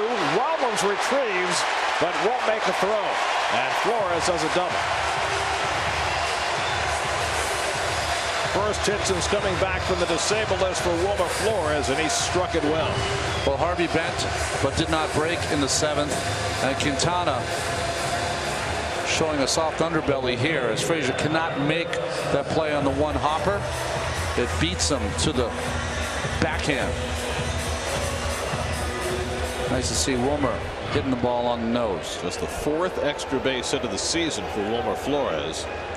So now the Mets, with back-to-back extra base hits, have Diaz at the plate. White Sox are looking for the sacrifice. That could be forthcoming, but you got Rivera and Kelly behind him. I think it's a good play. Rivera's been good at getting the runner in from third, even in limited numbers. And he does show bunt and takes low and in for ball one. You're just trying to get an add-on score here. Play for one in this inning. Not a bad idea.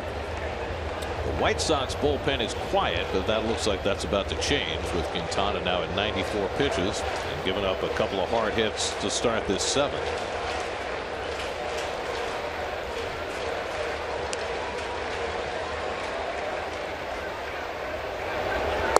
And Diaz lays off and takes the curveball for a strike.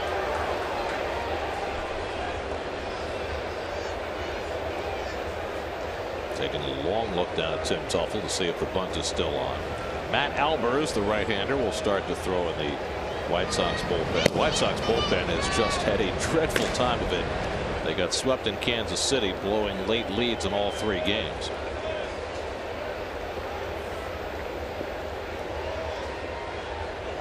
Diaz pops up the bunt, and Frazier grabs it for the first out.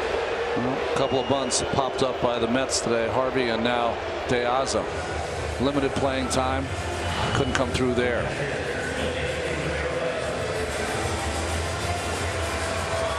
Same deal as Harvey. He's just he's supposed to catch that ball on the bottom of the bat. He caught it on top of the bat. So Cabrera was able to get the bunt down for the White Sox. Diaz unable to do that for the Mets, and now Rene Rivera with a runner at second and one out. Rivera had the Mets' first hit today, a broken bat single to center in the third. Mets have had 6 hits against Quintana, including Walker's home run leading off this inning. And the curveball backdoors for a strike.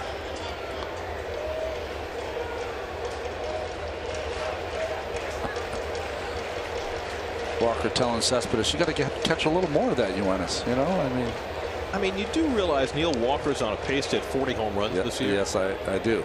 And for him, it couldn't come at a better time. I mean, he's a free agent at the end of the year, but you know, he's on a pace that he's never seen before in terms of the long ball. Well, he went through a lot last year thinking that he was going to get a long-term deal with Pittsburgh. It didn't work out. And sometimes when you're a hometown boy and you've been playing with the same team for a long time, just a simple change of pace can mean the best thing. 0-2 to Rivera with Kelly on deck. And Rene fouls back the fastball. Drive around the majors presented by Cadillac. And Alex Smith's 3-run triple against Jeff Samardzija has the Braves in front in the 7th. Xander Bogaerts is now hitting 23 straight games. Here we go again with the Red Sox hitting streak. And Matt Adams putting the Cardinals in front early after they lost in Washington yesterday.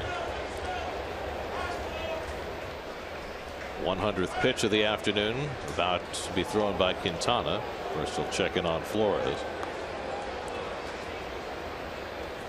The Nats open a series in Philadelphia tonight. They're a game in front of the Mets going into the day. Flores at second and 1 out. And the curveball misses. 1-2 to Rivera.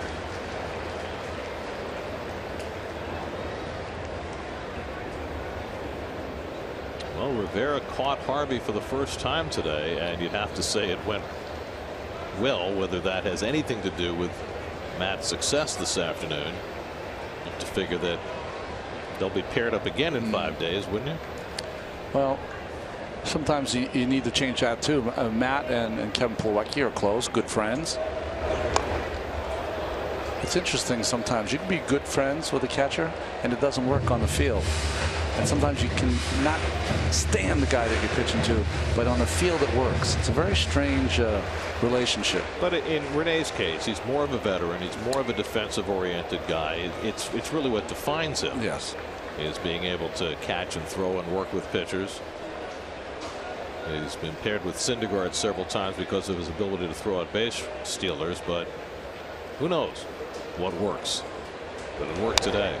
Well, I think what happens for younger catchers, Gary, is they get a game plan and they stick to the game plan no matter what, because if they don't, they're going to hear it from the catching coach, the pitching coach, and the manager. A veteran catcher will know the game plan, will stick to it until he figures out that the pitcher has this, that, or something else, and then will make a change if he has to in game. 7th pitch of the at bat coming to Rivera. And Rene lays off. Good at bat here for Rivera. Worked the count to 2-2.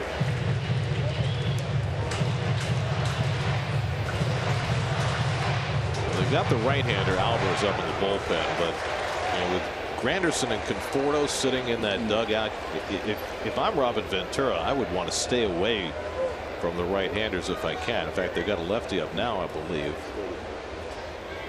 They have 3 lefties in that bullpen. Zach Duke is up now.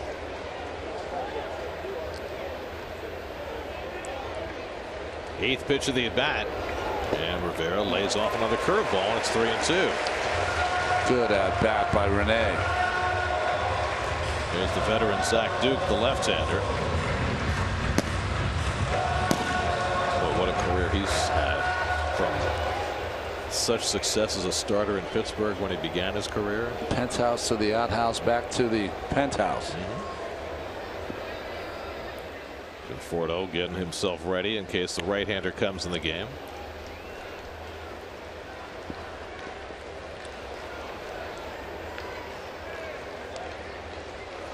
Three and 2 now to Rivera, and he walked him. So he got ahead on Rivera 0-2, and Rene Rivera works out the walk against Quintana. And that'll bring Don Cooper, the pitching coach, out of the dugout. So Quintana's going to get at least one more batter. Well, Don Cooper, the longest tenured coach for the Chicago White Sox. The rare White Sox coach who doesn't have Mets ties. That's right. I mean, they've got Joe McEwing coaching third. They've got Darryl Boston coaching first. Who I played with in the day. Right. Got Robin Ventura in the dugout.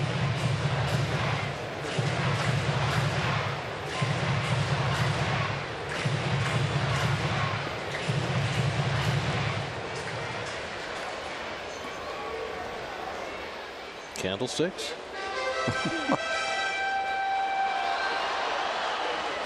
Let's check out our Verizon trivia question. 4 players who had 70 or more extra base hits in 2014. Well, the first baseman for this team is certainly one of them. I think so. Well, here's Ty Kelly, who last time up picked up his first major league hit, a single to center field. About here with 2 on and 1 out. Eric Campbell has come out on deck to pinch hit. That's assuming the left-hander is still in the game. And Michael Conforto sitting in the dugout waiting for the right-hander to come in. Quintana had 105 pitches, and Kelly takes a knee-high strike. Kelly's base hit came in his 10th big league at bat. There's Campbell, who's been getting the bulk of the playing time at first base lately, but has really struggled the last 3 or 4 days.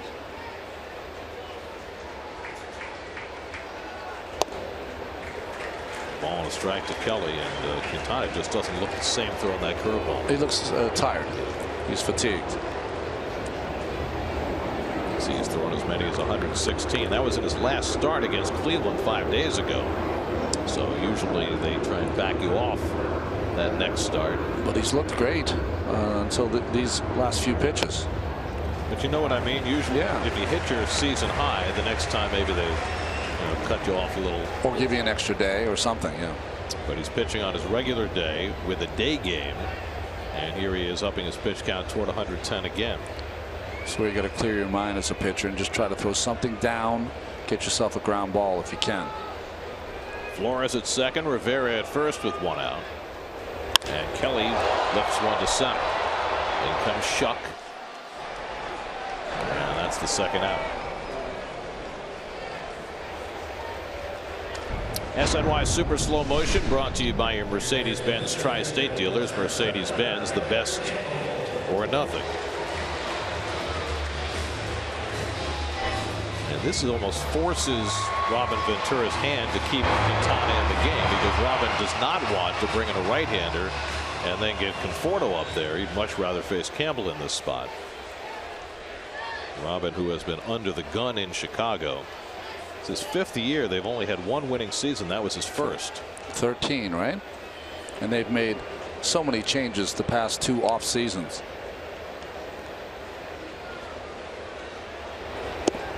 Campbell takes a strike. They let Samardzija and Alexei Ramirez leave after last year. They added Frazier. Addison Reed getting ready for the 8th inning. Campbell hitless in his last 13 at bats.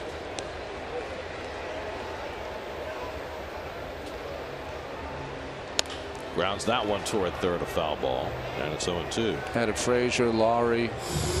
There's been some talk that the White Sox are in bidding for big game James Shields for the San Diego Padres. That's their concern. If they're going to be a contender, they have to improve the back end of their rotation. I mean, Sale and Quintana have been great. Latos got off to a good start, but I think they look at him as unreliable. He'll face the Mets tomorrow night. 0-2 to Campbell, and Eric has to turn away. There's the White Sox rotation. Carlos Rodon, relatively young pitcher who's been up and down. He's going to be good. Gonzalez, the former Oriole, who goes Wednesday.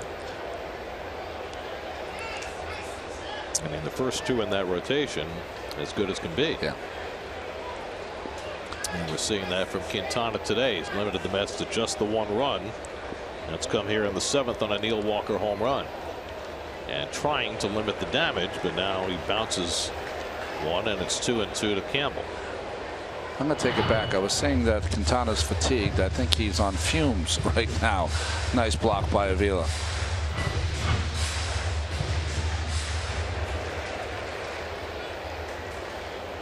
Well, Quintana, if this score stays the same, would lose a 4th straight game, which he's never done in his career.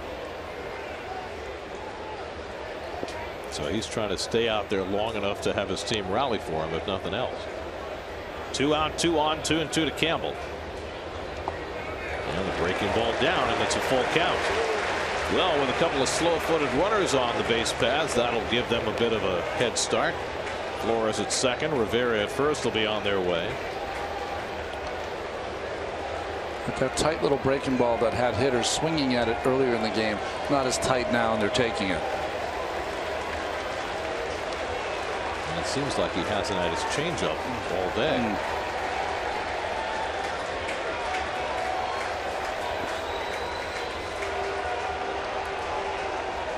3-2 coming, and Campbell pops it up. Rollins and Laurie, and Rollins takes charge, and that retires the side. But the Mets break the ice. Neil Walker leading off in the 7th. His 12th home run of the year. An even dozen for Walker and a 1-0 lead for the Mets as we go to the 8th.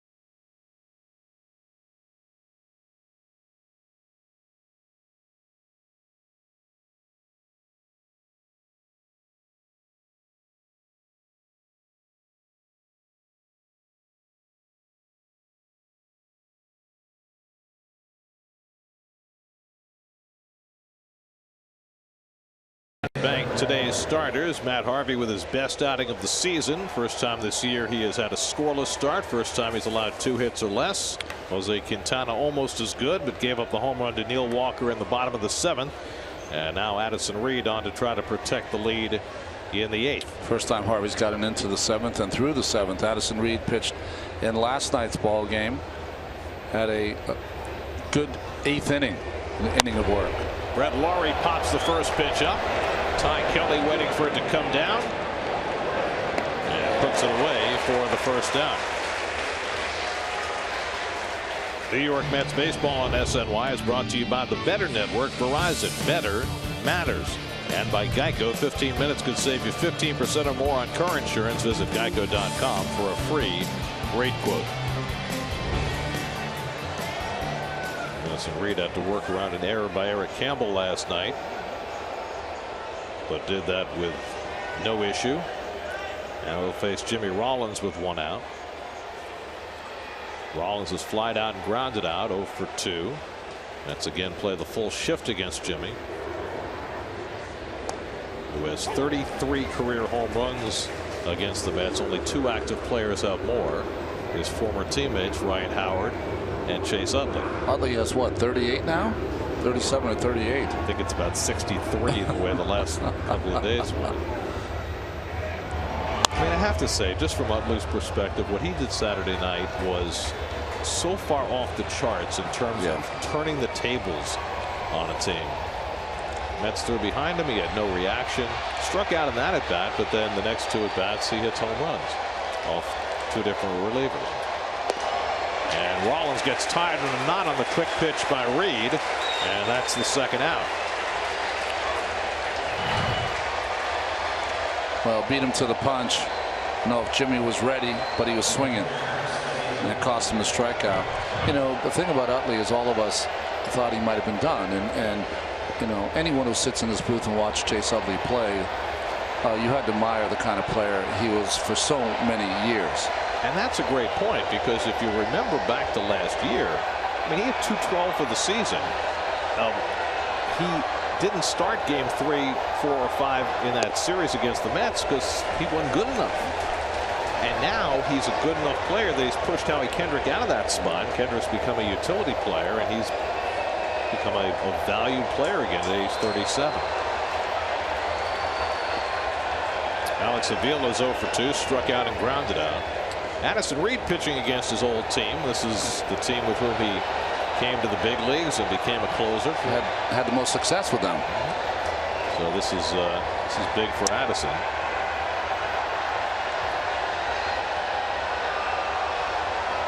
Who, with his first name, you would have figured would have pitched on the other side of Chicago. Well, they have that covered with their young shortstop, Russell. Right. They could use a Clark. Not too many wavelengths out there. Sheffield. Well, if Sheffield never played there. I'm sure he hit a few home runs there. Yes.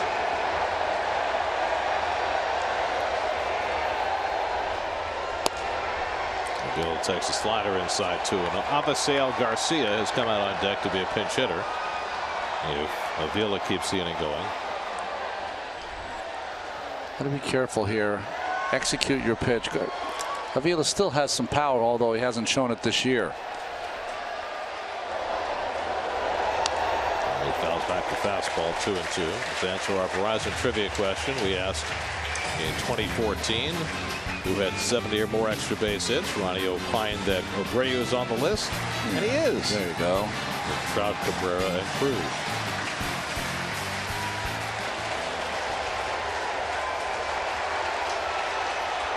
Addison Reed trying to protect the lead from Matt Harvey. And he gets Avila looking to retire the side. 1, 2, 3 with a couple of strikeouts for Addison Reed. And up goes the hat. And off goes the gunslinger. 1-0 Mets in the middle of the 8th.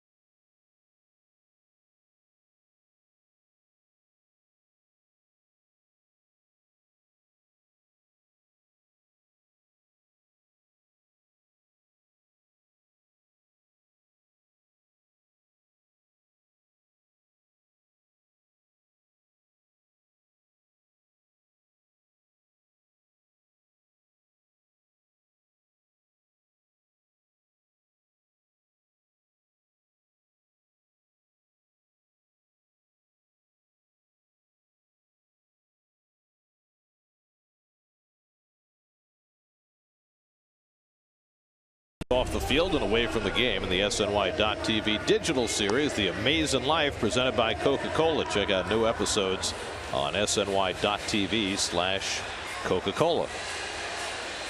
That's what we'll be looking for, some insurance in the bottom of the 8th inning, leading 1-0.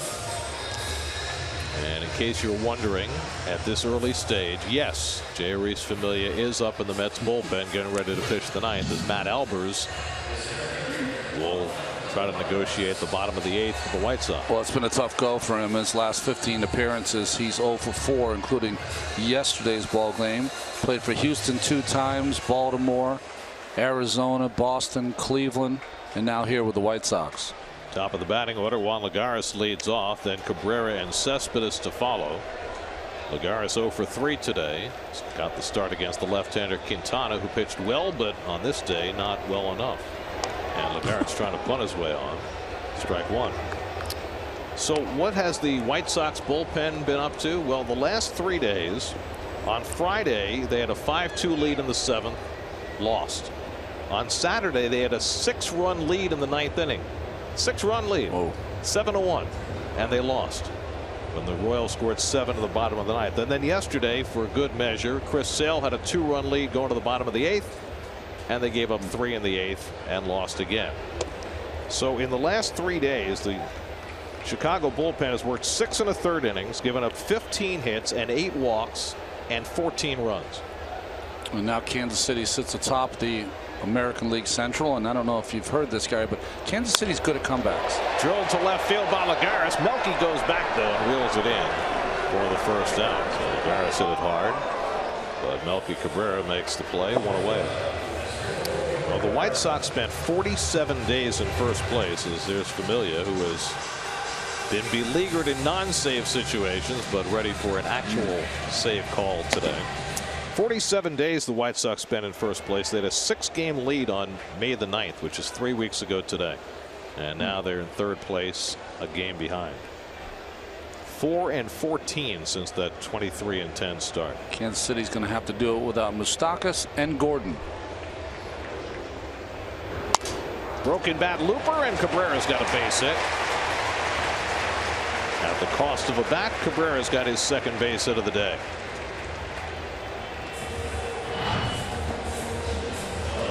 Well, just a sinking fastball away that he just gets off the end of the bat. As you see remnants of that bat, splinters coming off the end of the bat, but he'll take it for the base hit.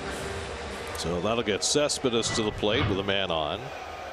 Ioannis had a base hit in the 4th, then hit one deep to left center that was caught on the warning track in the 6th. Quintana went 7, allowed a run on 6 hits, 2 walks, 7 strikeouts. Neil Walker's home run accounting for the only run of this game, and that came in the bottom of the 7th. Now Cespedes trying to provide some insurance, and takes a strike from Albers.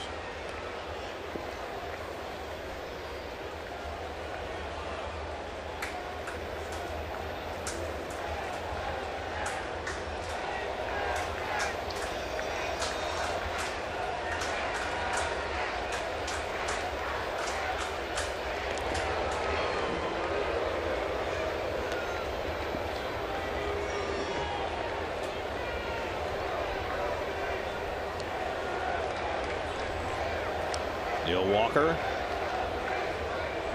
has already hit a home run as a right-hand batter today. He'll have a chance to bat left-handed in a moment. Avila setting up inside, and Cespedes hits one in the air to center, and Shuck is there waiting for it. 2 out.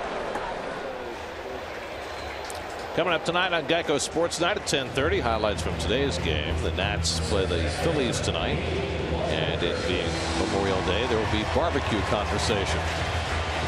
Light day in sports. Robin Ventura's on his way to the mound, and I believe he wants the lefty to face Neil Walker, despite Walker's recent right-hand hitting heroics. So Robin will make the pitching change. Call to the bullpen brought to you by Verizon. Zach Duke coming in the game. We'll be right back.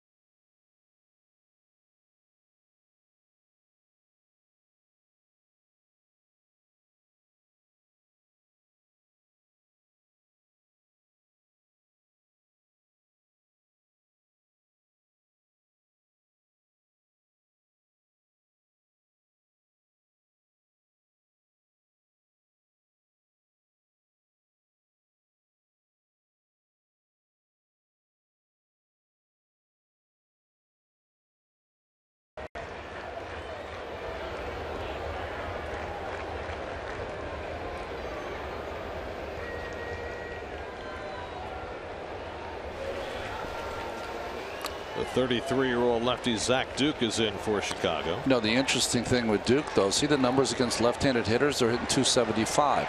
Right-handed hitters are only hitting 240.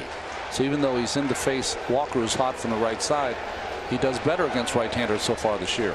Walker hit a home run as a right-hand batter in the 7th, his 5th right-handed home run this year, more than he's hit in the last 5 years combined. So, you know, it's only natural for managers to want to bring him up as a right-hand batter because that's what the history shows, but the present might show something a little different. He's red hot. I mean, he's close to matching his home runs from the left side. I mean, that's a home run better than every 8 at bats as a right-hand batter. He drives this one to right field, but right at Eaton, and that retires the side. So Duke does get his man, and we go to the 9th. Jerry's Familia trying to get back on the horse.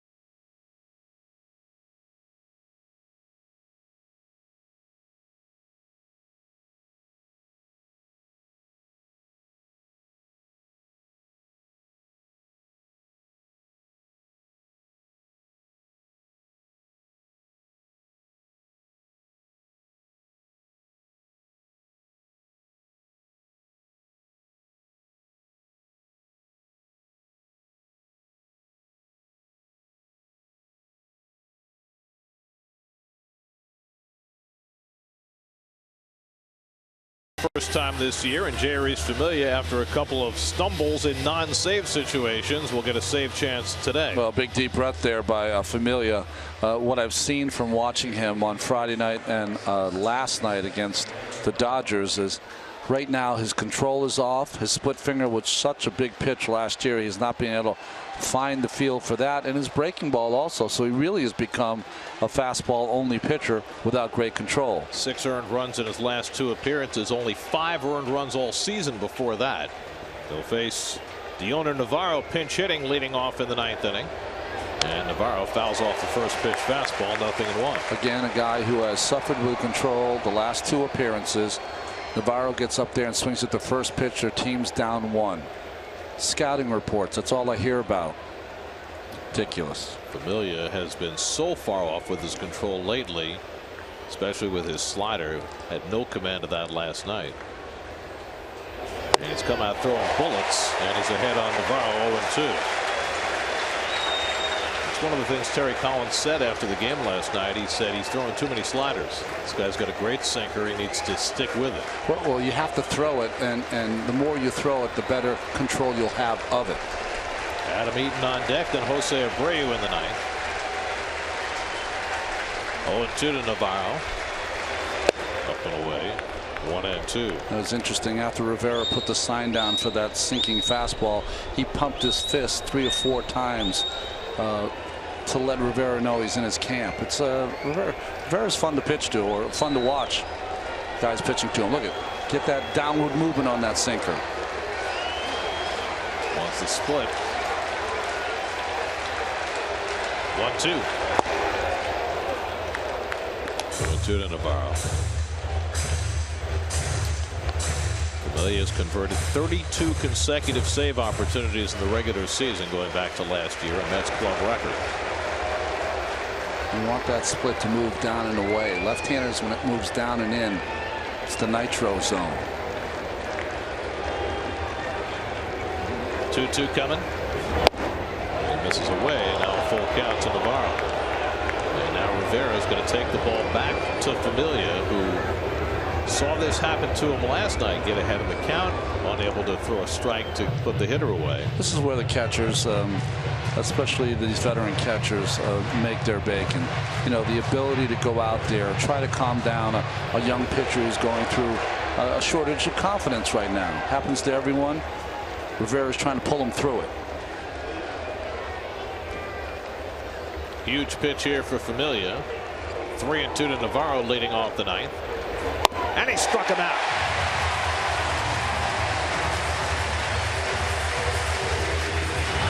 Oh, that was a nasty sinking fastball.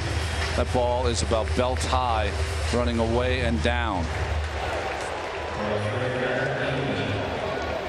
Take that back. Almost looked like a four-seamer the way he had it gripped. Yep. So one big out and nobody on, and now Adam Eaton, who's 0 for 2 and a walk today.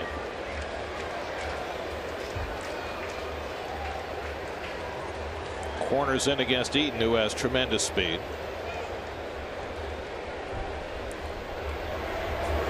And he swings through that sinker, 0-1.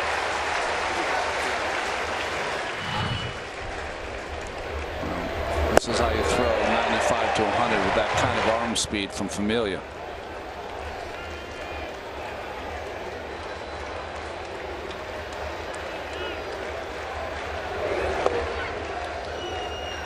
Haven't seen a single breaking ball from him yet.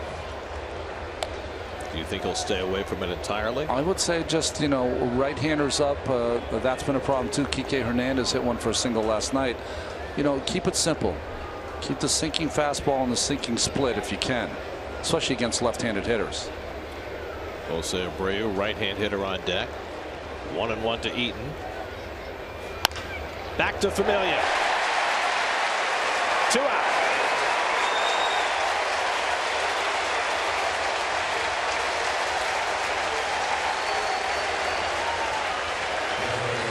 White Sox down to their final out with the slugger Jose Abreu coming up. Abreu had a base hit against Harvey in the 7th. First pitch fastball swinging. White Sox, for all their troubles, have only been shut out once this year. Familia trying to put on the finishing touches.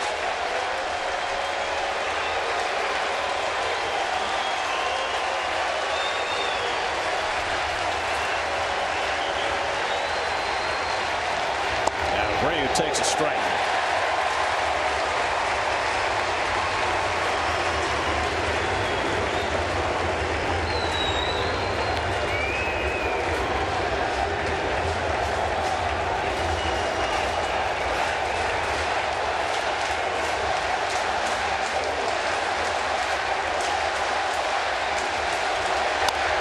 Slowly hit. Foul. Abreu almost had himself a swinging bunt hit, but it just had enough oomph to get past the line and go into foul territory. Rivera again out there to talk to Familia. Familia, if you can get this last strike, you might have bookended confidence builders in this ball game.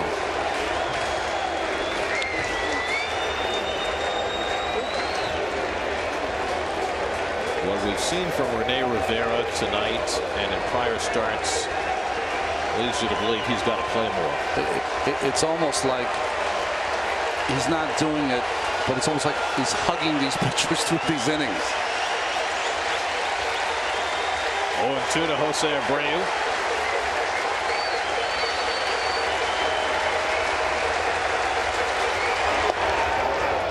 first slider.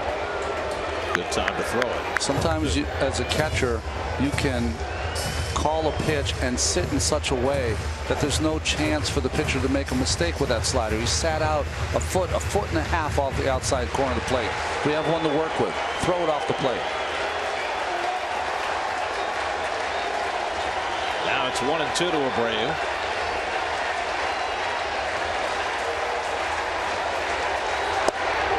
He struck him out, and the ball game is over.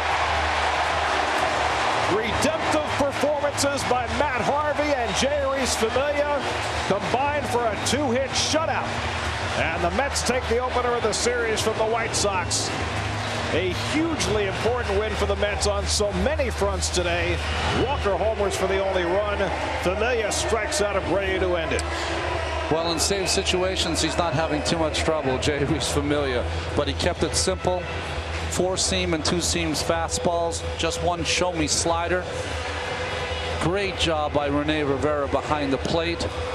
Skinny offense, but enough from Neil Walker and Matt Harvey with the start he and the Mets needed. 7 innings, 2 hits for Harvey today, by far his best start of the season to snap the losing ways and pick up his 4th win of the year. Walker homered for the only run. Reed with a perfect 8th, and Familia after a couple of bad outings with a dominating 9th inning, a couple of strikeouts and a comebacker to pick up his 33rd consecutive regular season save. For every Mets win, the Mets organization is proud to contribute $2,500 to Northwell Health and the Katz Institute for Women's Health. For more information, visit northwellhealth.com/KIWH. This win brings the total contribution so far this season to $72,500.